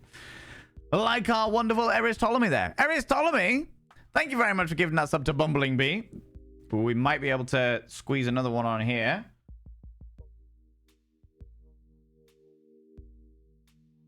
Bumbling Bee, your name is now inscribed on the mirror of fame, which means you get access to my personal Snapchat, not a bum Snapchat, you cheeky devil, and of course you get access to all the sexy little emotes. But the most important thing is you got to roll over every morning, look in the mirror, and go, God, I look rough, but god damn do I make rough look good.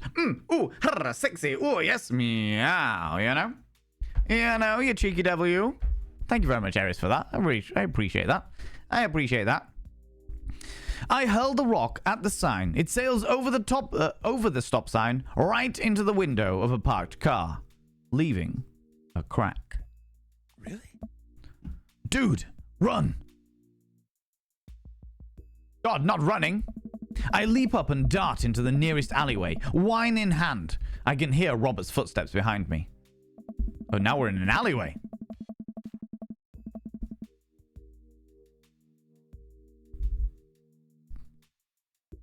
You gonna bend me over a dumpster? Red Flag Robert.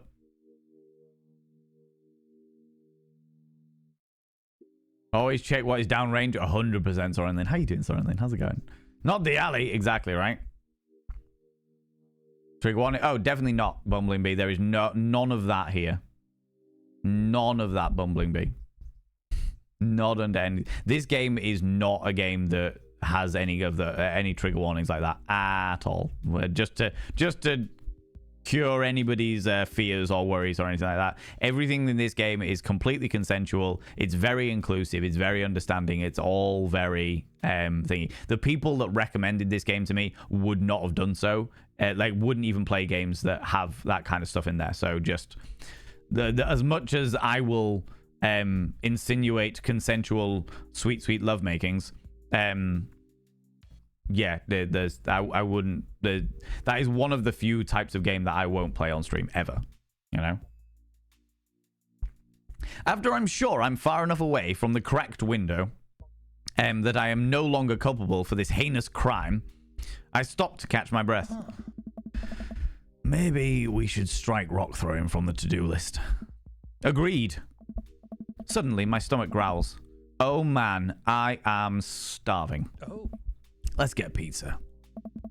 I can't argue with that. Where's good around here? Actually, I don't even care if it's good. It just needs to be edible and in my mouth in the next 5 minutes. I know just the place. I follow Robert through a maze of alleyways and side streets until we eventually end up in front of a tiny hole-in-the-wall pizza joint. The bright red neon sign reads, Pete's Pizza Pizza. Fucking tongue twisters, alright? Fucking tongue twisters. He just wants a mate. Maybe he'd have a mate if he didn't lie so much, Sway. Maybe if he wasn't so full of shite and accepted other people's boundaries and respected them as human beings, he would have more friends. Just saying. Ta-da! I can see a few exhausted-looking workers behind the counter tossing dough and pulling piping hot pizza right out of the stone ovens. My stomach rumbles again. Look, I attract red flags. I am the devil's advocate. I mean, I can't deny that, Sway. Knowing your history, you certainly do, unfortunately. This is giving big vibes, like children and adult bodies. They are definitely childlike. Although saying that, this is all the shit that I do, and we don't know how old Robert is. He's got a little bit of grey in his hair. He's got a beard. He looks a bit older and haggard, more haggard and stuff. But for all we know, he could just be 20, 21. You know what I mean? We haven't actually seen his child yet. We don't know that he's got a child. You know? Pizza sounds good. Yeah, right? I can see a few exhausted... Oh, yeah, we're just doing that. Then piling pipe hot pizzas right out of the stone ovens. My stomach rumbles again.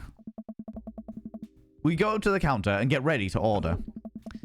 Can I get 2 slices of Hawaiian pizza? Oh, wait, Phil. You're cool with pineapple on your pizza, right?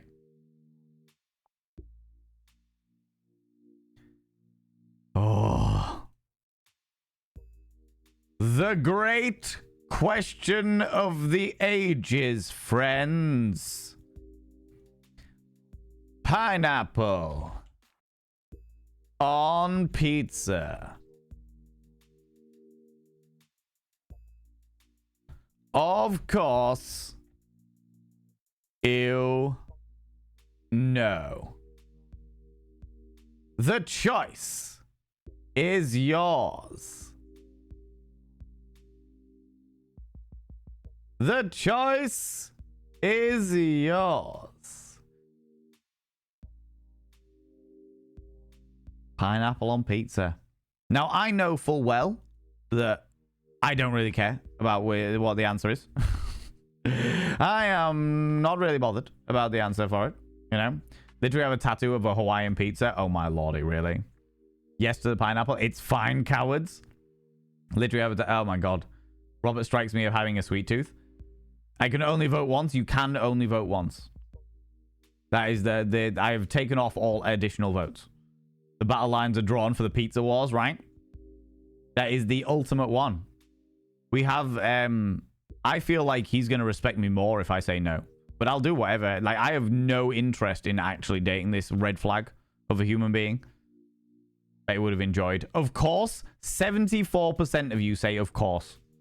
I bet he would have enjoyed getting cocktails instead of whiskey. Oh yeah, probably. But he wouldn't have done it because he was in front of Mary. He'd probably enjoy going for cocktails with me personally, but he wouldn't do it in front of Mary because he has a reputation to uphold.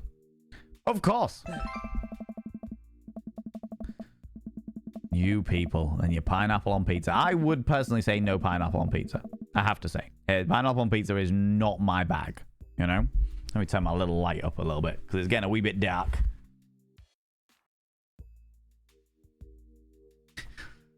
I want you to be able to see my beautiful visage, you know? You know? We wait a minute for our pizza to come out of the oven. I'm practically drooling at the smell. The cashier hands us each a giant slice on a paper plate, so saturated with grease that I'm worried it will fall apart. We take our pizza outside and wander through the alleyways as we eat. I take a bite. It's absolutely delicious. Pineapple is truly the best pizza topping. Mm-hmm. You said it. Cheese and pineapple on its own, but on a pizza, no.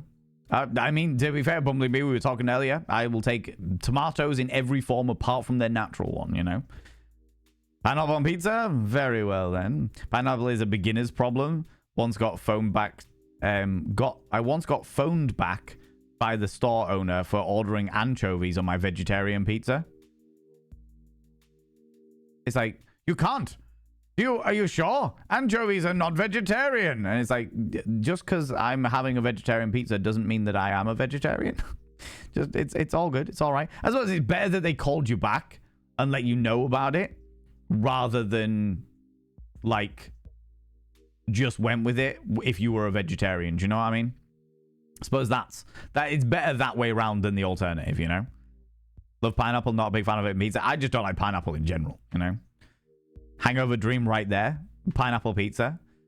My son's the same with tomatoes. Yeah, 100%. Can't deal with it. Can't deal with them in their natural form. Any other form, perfectly fine. But in their natural one, not a chance. Man, I feel way better now. Mm-hmm. You and me both. We hear noise coming out from a slightly ajar door in the alleyway. Robert looks at me excitedly. Got any more of that wild in ya? I'm so tired, but I love my daughter, and I should go home to make sure she's all right.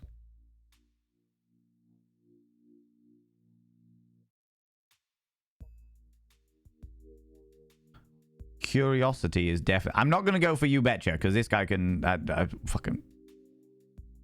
What would Phil do?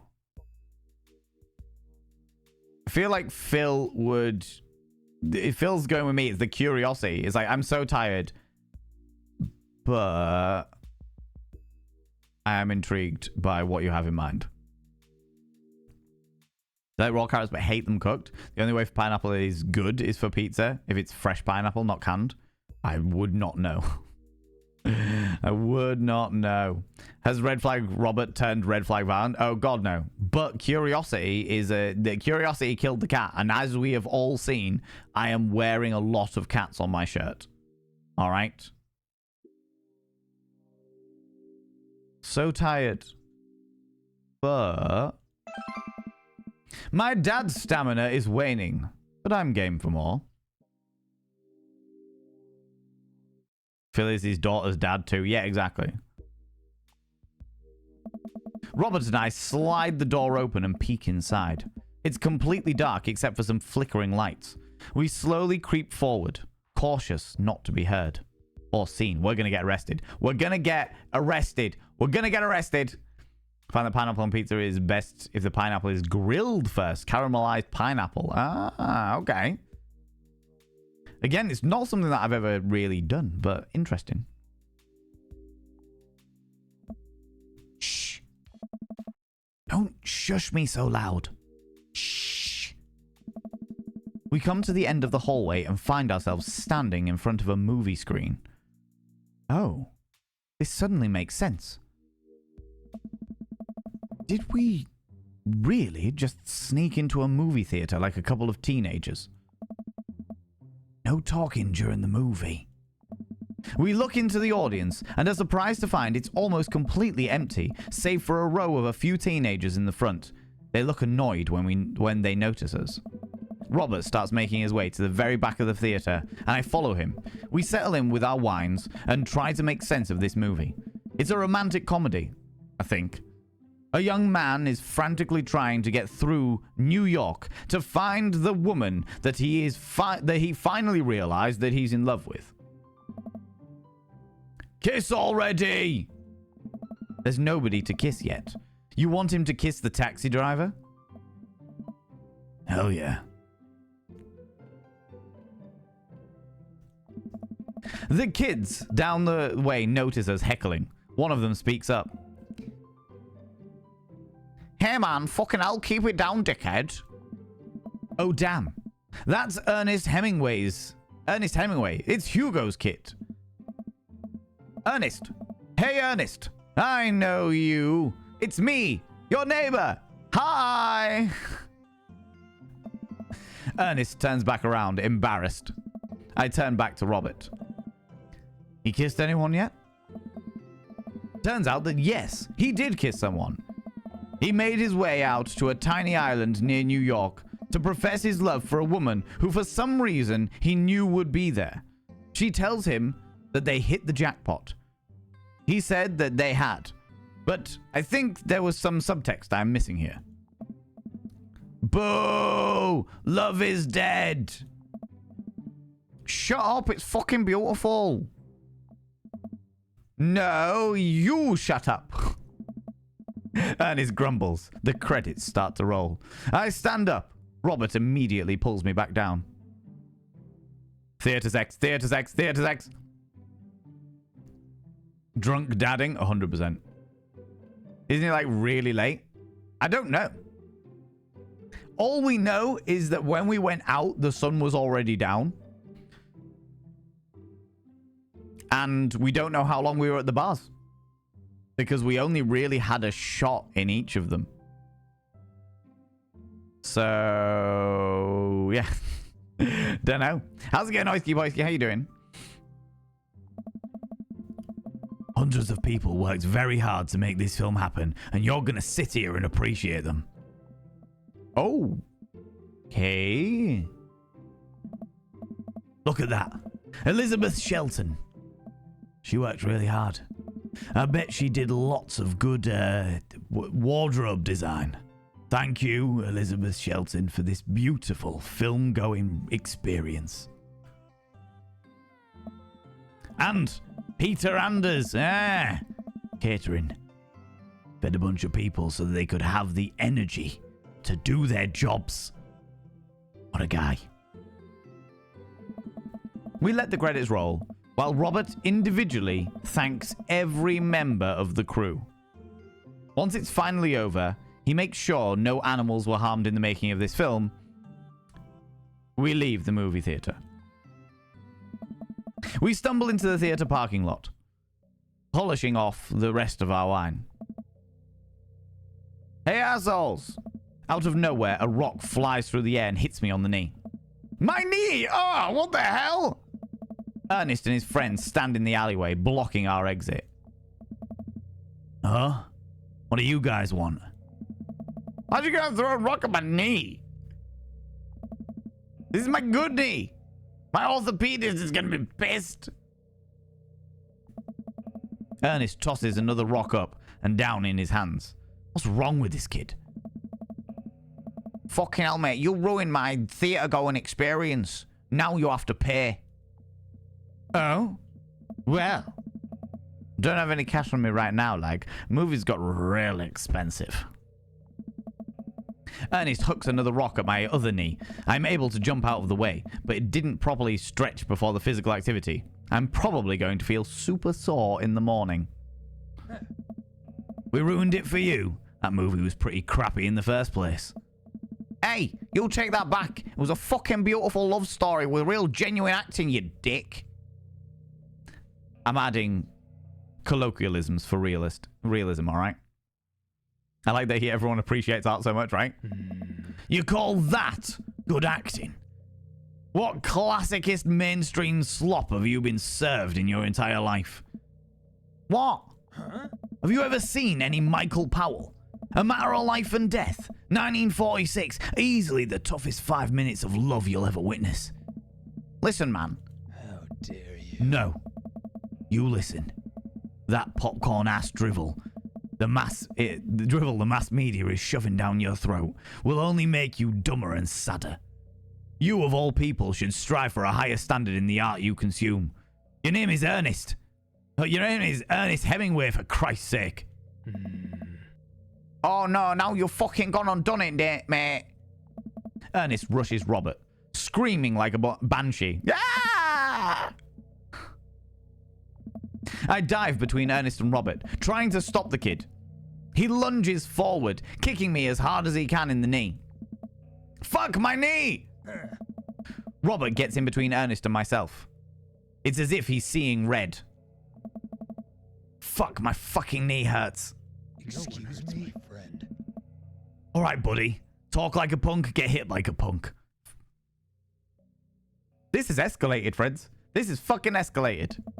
Robert squares into a boxer's Oh, you stance. followed me. Ooh, you little stalker. Thank you very much for the follow, you beautiful bean. Queensbury rules. 3-minute rounds with 1-minute rest in between. No lobos, fish hooks, J-grabs, or high blows. What? What? And don't even think about pulling an illegal turnstile. That's an automatic deduction of 3 points. You'll have to designate a second if you're unable to fulfill your role as a main duelist. One of your friends over there looks like he has enough of youthful vivacity to handle it. Hey man, I don't want to get dragged in. Hey man, I don't want to get dragged into it. That fucking movie sucked. It's too late. You two are bloodbound. If he dies, you die. Sorry, I had to make the rules. Talk to Queensbury. We're just... Fucking hell, mate. We're just gonna go. Ernest and his friends warily back away. Robert calls after them. The Queensbury Association will hear about this.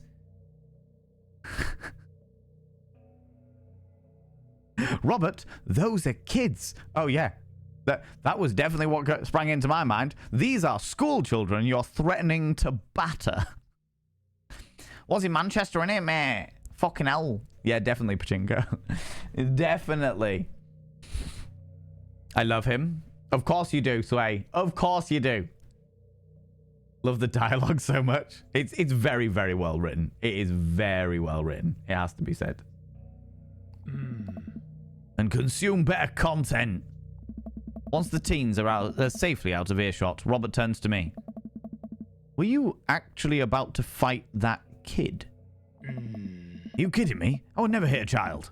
That would be despicable. You throw the rules at them, though. They always bolt. Nobody wants Queensbury sanctioned throwdown. Oh. But full disclosure, I made half of that up. Wow. Oh. See? Don't even have to know the rules. Just make them up. Come on, let's get out of here. What? Oh boy. As a Mank, we do not sound like that. No, to be fair, the voice that I give for Ernest is very much Hull Chav. It is my hometown, the Chavs from there. That's what they all sound like. Fucking hell. Meh. I was fucking going down road over there, having a real good fucking time. Had a bottle of White Lightning, had a real good time. Fucking hell, dick. You know? Sway, sweetie, you can't fix him. You can't fix him. He's revealing so much about his inner self that you just gotta listen. No. No, you don't. No, you don't. Don't want to fix him, just want to know what his secret is. That's how he lures you in, Sway. That is how he lures you in.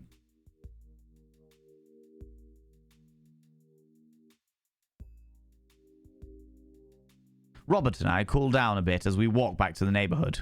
I limping because I've got a very sore knee. I'm so sorry. I get really into the art of filmmaking when I drink. It's okay.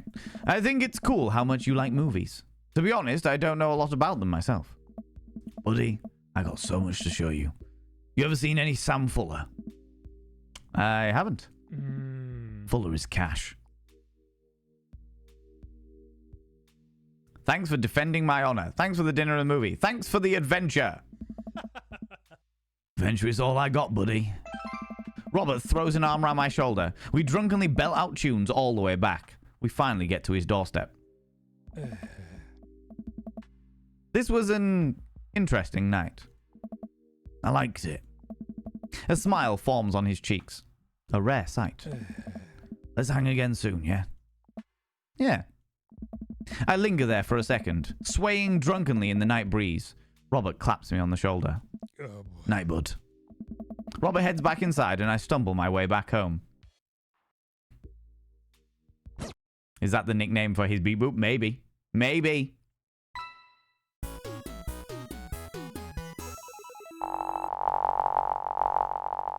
All of the dad points. You're a straight shooter. Oh, we got an A for it, despite the fact that we had a gothic fart that happened earlier. I returned from being stabbed, and Valen is still dating daddies. Oh, definitely. It's a good way to recover crappy meetings. Yeah. Number 1 dad. Worthwhile hobby. Whiskey. Crime. Mary. And vandalism. We got almost top marks in vandalism. And we got an A for our dad date. All right? We're doing well, friends. We are doing well. What are you doing with Best Boy Rabbit? This is not... You call him Best Boy Robert? Best Boy Bobby? Samurai Afro? We call them Red Flag Robert. Because of the sheer level of red flags. Not entirely sure this guy isn't going to stab me and leave me under his patio. All right? It's not a guarantee. You know? Welcome. You've got dads. I have literally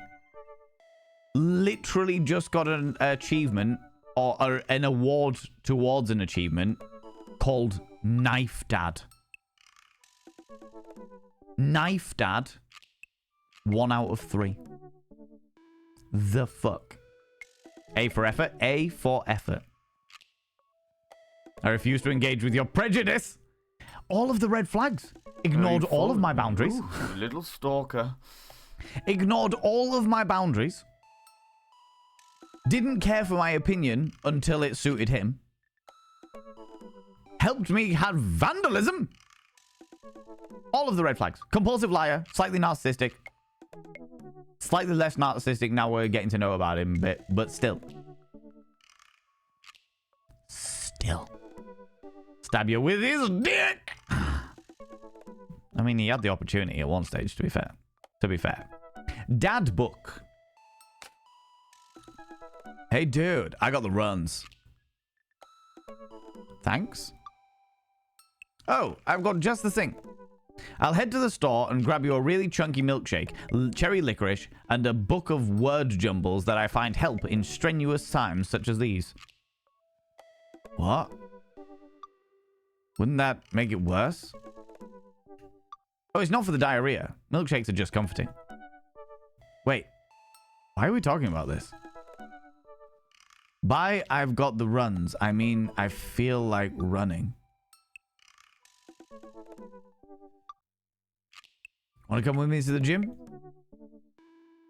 Why do I feel less excited about that than getting you a home remedy for diarrhea?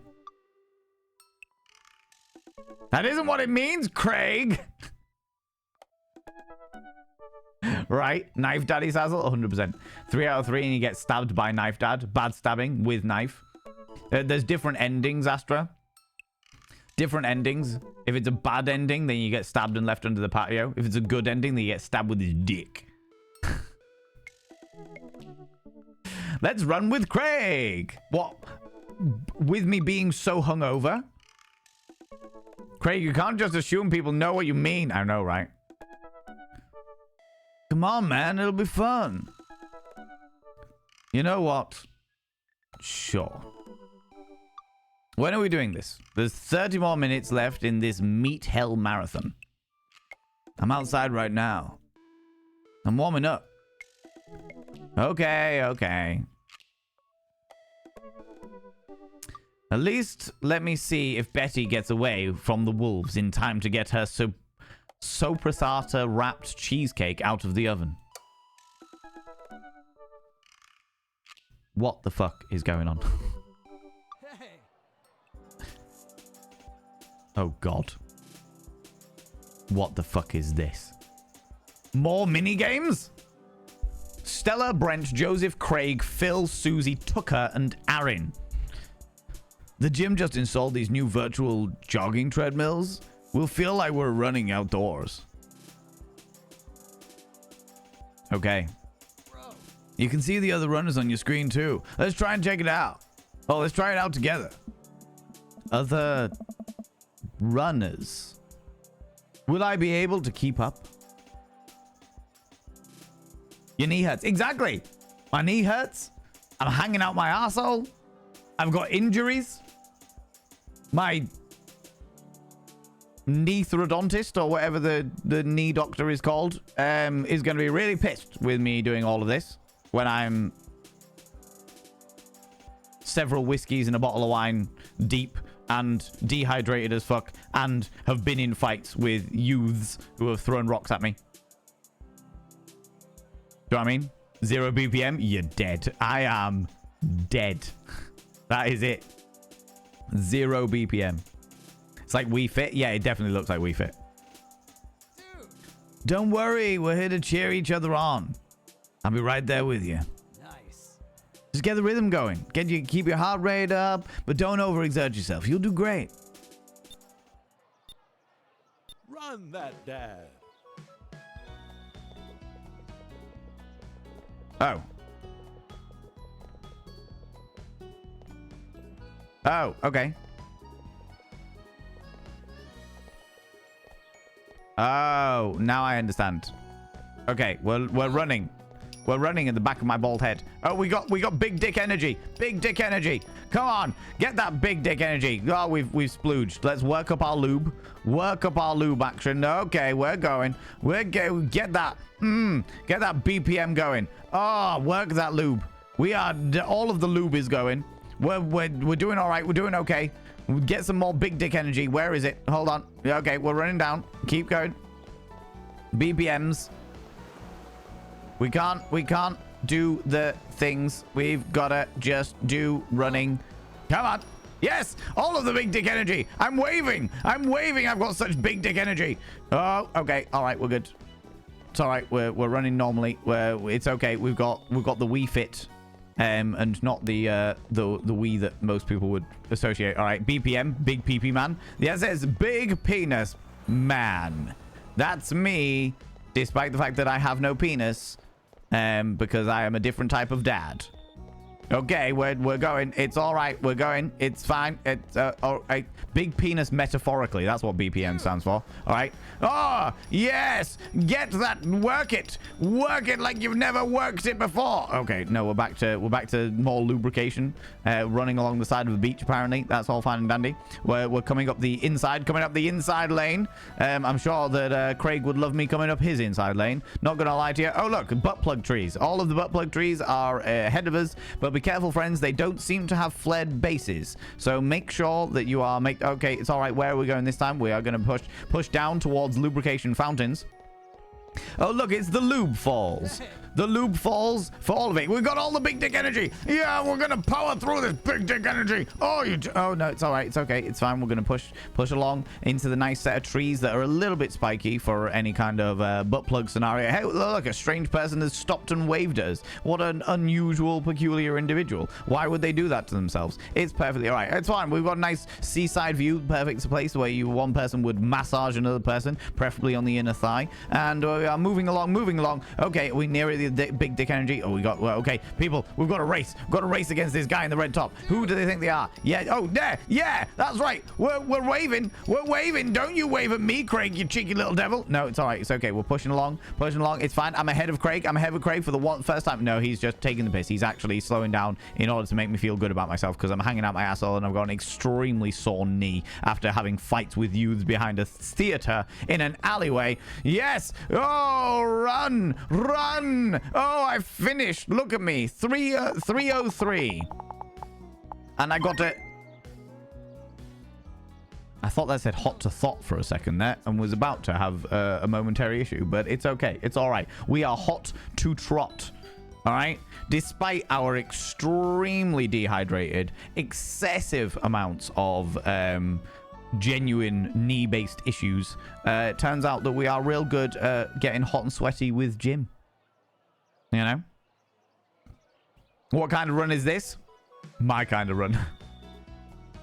My kind of run. Gotta stretch out those legs out. Make sure you can run from Knife Daddy. That is true, Duchess Demona. It is just a matter of time.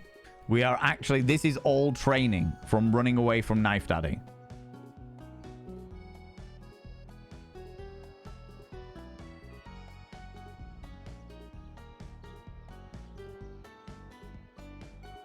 Bear with me 2 seconds, friends. Oh, that's fine. Neathrodontist? Exactly. The neathrodontist, right? I feel like the only gym I could cope with would have to simulate actual real life situations I would run in. So like the bus at the bus stop early and need to catch it. Being chased by a ferocious tiger. You know, the everyday reasons for running. Yeah, exactly. That would make sense. That would make complete sense. It makes sense. Do you know what I mean? The penis is a state of mind. It certainly is for our character. We could get strap-ons. It's perfectly fine. It's okay. Penis is in good shape. BPM would be 160 to 170. 180 during sprints. Well, we definitely didn't get that. We got 126 at best. 126 at best. Oh, you're saying that I am in good shape because of that? Oh, I don't know. I don't know these things. This stuff is lost on me. Do you know what I mean? BPM is high just watching this. To be fair, my BPM probably gets that high just, like, commentating it, you know? Way to go! Thanks, Craig. Welcome. You've got dads. All right. I feel like I need a break from Red Flag Robert for a moment. So, the question is, friends, who do we date next? Where's my poll?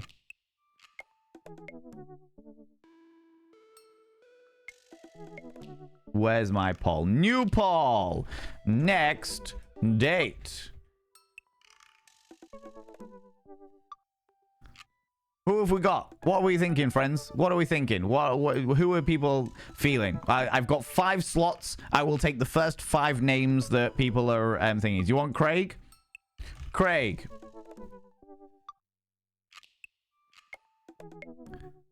Craig, Brian, Joseph. Okay, Brian, Joseph, Matt. Brian, Joseph, Matt. Ooh. And finally,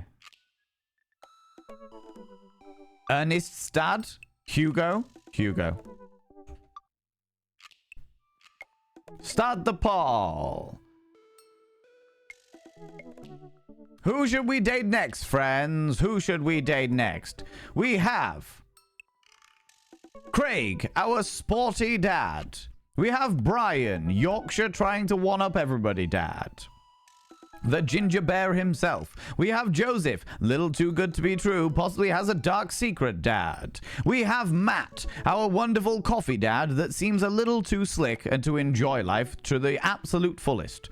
We have Hugo, our wonderful teacher and educated dad, who also is the father of Ernest, who smashed up our knee.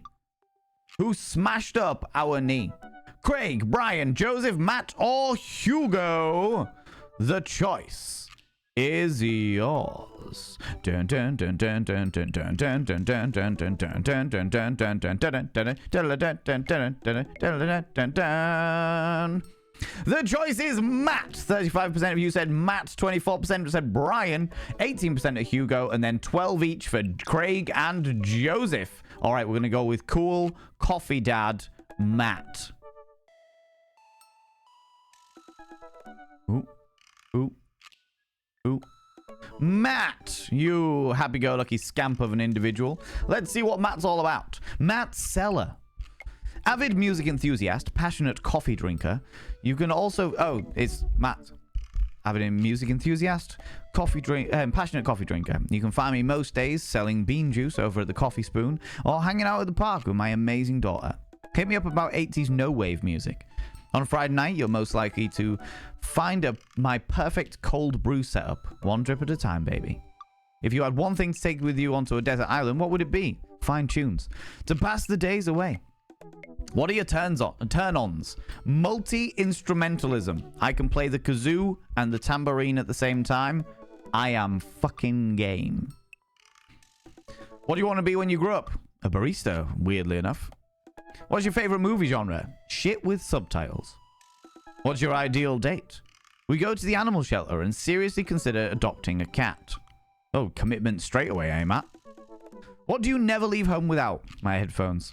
Both in-ears and over-ears, just in case. Spend a lot of time thinking about where did writing commas into song titles come from? And where did it go? Did we all just agree that it was a bad idea?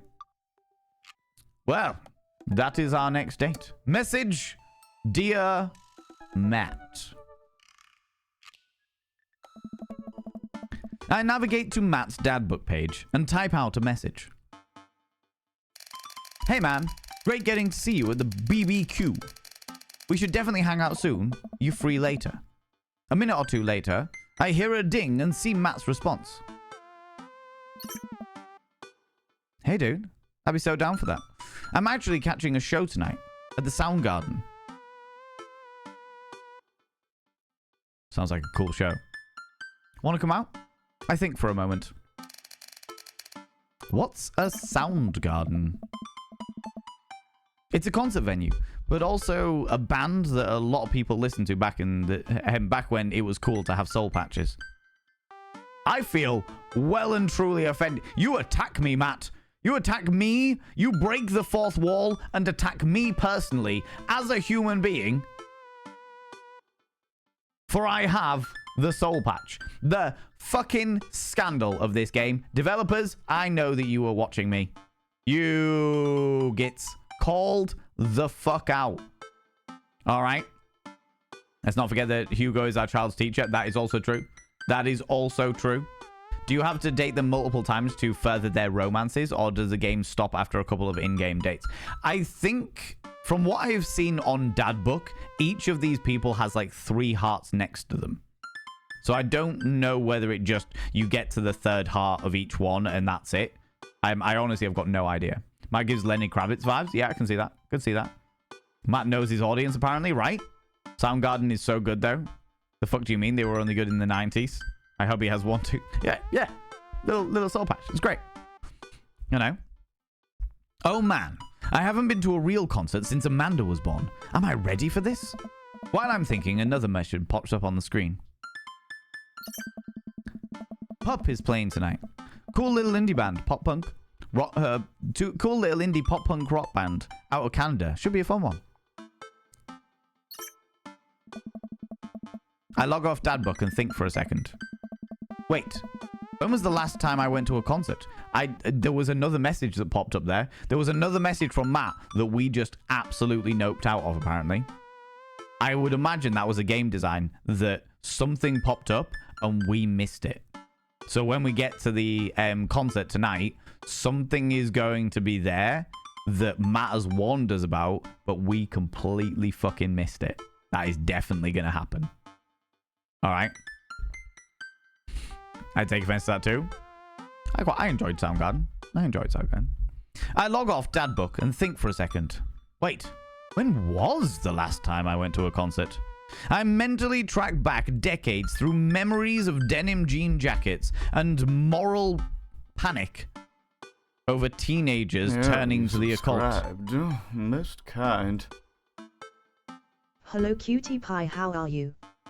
Lil Gem, you cheeky devil, coming in for the 47 months after the amount of kindness you have shown me over the past couple of streams. And then you come in with this level of kindness as well. 47 months, Lil Gem. How are you doing, you beautiful bean? I'll now inscribe your name on the mirror vein. By having your name on the mirror vein, it means you get access to my personal Snapchat. Not a bum Snapchat, you cheeky devil. And of course, you get access to all the sexy little emotes. But the most important thing is you gotta roll over every morning, look in the mirror. Oh, God, I look rough. But goddamn, do I make rough look good. Ooh, sexy. Ooh, yes, meow. You know? No idea what you mean? Oh. Plausible deniability. A little gem. A nice 80s satanic panic callback. Yeah, definitely. Definitely. Thank you so much. 47 months. That's outrageous, little gem. I log off Dad Book and think, and the moral panic over teenagers turning to the occult. Oh, God. I had a mullet back then. Oh, God. I thought it was cool. Mullets are very much coming back in nowadays. It unnerves me. Oh, God. People thought it was cool. Other people thought it was cool. I remember the strange 80s prog rock I used to listen to and mentally envision all of the airbrushed vans in the parking lot. Man, how did anyone survive the 80s? You deserve it all. You are far too fucking kind, little gem. You are far too kind, you beautiful bean. Okay, so I haven't been to a concert in a long time. What do you even do at concerts now? I spend most of the day pacing around the house and thinking about my relationship with coolness. I mean, I always thought I was cool. At least relative to a bunch of other dads my age. Dad, what are you doing? I look over and see Amanda at the door. Just getting home from school. Anyway, what's up? Amanda, how do I be cool? Let me put on a pot of coffee first. This is going to be a long night. No, seriously. Matt invited me to a concert. I don't think I've been to one since you were born. Dad. Yeah, you have. You took me to one once when I was 12, remember? I'm suddenly overwhelmed by the memory of a sea of screaming preteens. Oh God. I tried so hard to forget. The one where I had to camp out with you in line so that you could get a good spot, and then you cried and screamed the whole time. Dad, it was so much more than that. I'm not even ashamed to say it. Oh, you're not ashamed? You seemed pretty ashamed when I found all those drawings you made of those dancing boys kissing in your trapper keeper. Yeah, well, you didn't even find the good stuff. Amanda's been drawing butt love. Anyway, you should be all set for the concert if you remember that. Just bring a big glittery sign and cry a lot and you'll fit right in. Well, it's at a smaller place, and I think Matt mentioned that they are a punk band. Like DIY gutter punk, thrash, straight edge. Come on, Dad, give me something to work with here. Are they post-punk, proto-punk, punk, C-punk, Jeremy punk? What's Jeremy punk? Yes. I made that one up to see if I could get away with it. They're not positive hardcore, are they? He said they're Canadian punk? Oh, yeah, you'll be fine. Does the idea of Canadian punk seem contradictory to you? I don't see friendship and politeness as the core tenets of the punk scene. Well, punk is kind of a big genre that might not be as dangerous as you think it is. It became so much more than just counterculture rebellion. What I'm trying to say is, just enjoy the music. Amanda, you're so mature. Jeremy Punk equals Pearl Jam. Fucking hell. Pearl Jam, what a great band. Amanda drawing porn, good for her. Yeah, 100%. I was right there, doing exactly the same thing at her age. That's it? I mean, yeah. It's not like you're going to jump into a mosh pit or anything. You didn't see what we got up to last night when I was pissed out my face. Brawling with teens and behind a cinema theater. Well, that's comforting. And if a strange dude in a Set Your Goals hoodie offers you to... Oh my god. If a strange dude in a Set Your Goals hoodie offers to buy you merch, don't accept it. And definitely don't go on 3 awful dates with him afterwards, where he takes you to a nice restaurant and then forgets his wallet literally 3 times in a row.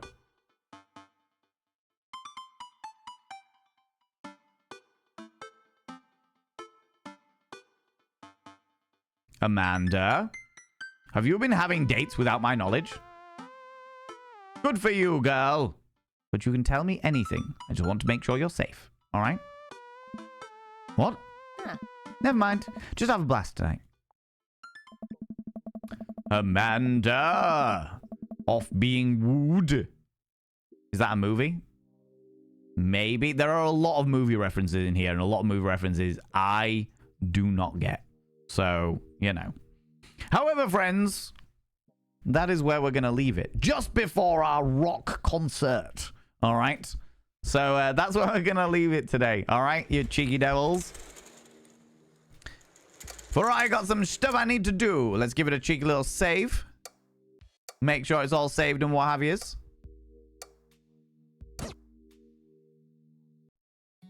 We have dated Red Flag Robert. Again, stepped out. Did we get Red Flag Robert? We did indeed. We did indeed. Red Flag Robert stood up for our, defended our honor, and ended up doing all right, you know. Gasp! I know, right? Friends, thanks so much for sticking around with me today. I really, really appreciate it. But we are going to go and throw some love at another delightful bean. If you could stick around for that raid, I would very, very, very much appreciate it. Very, very much appreciate it. Are we confessing what we've been getting up to? I mean, quite possibly. In which case, I should tell them that I have actively committed vandalism. Really, shouldn't I? Shouldn't I? Realistically speaking. You know? Friends, before we go anywhere, before we go throw some love at another delightful individual, could you do me a massive, massive favor and throw out some mod loves in the channel? Say a massive thank you to those wonderful moderators. You can use any kind of mod loves from any kind of channel. You can use any kind of love hearts from any kind of channel. Say a massive thank you to those wonderful moderators. Gotta buy this. It is glorious. It's a fucking wonderful game. It's very, very well written.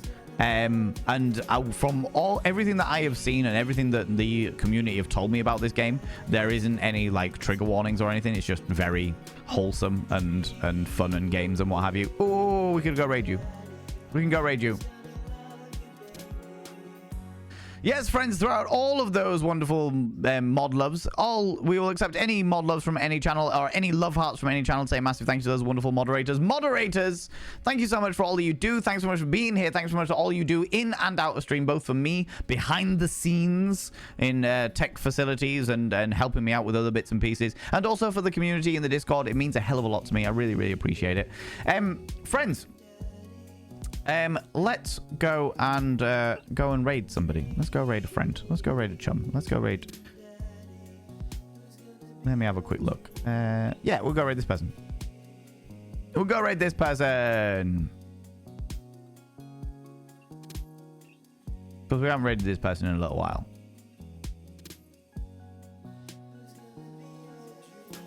However, how long have you been...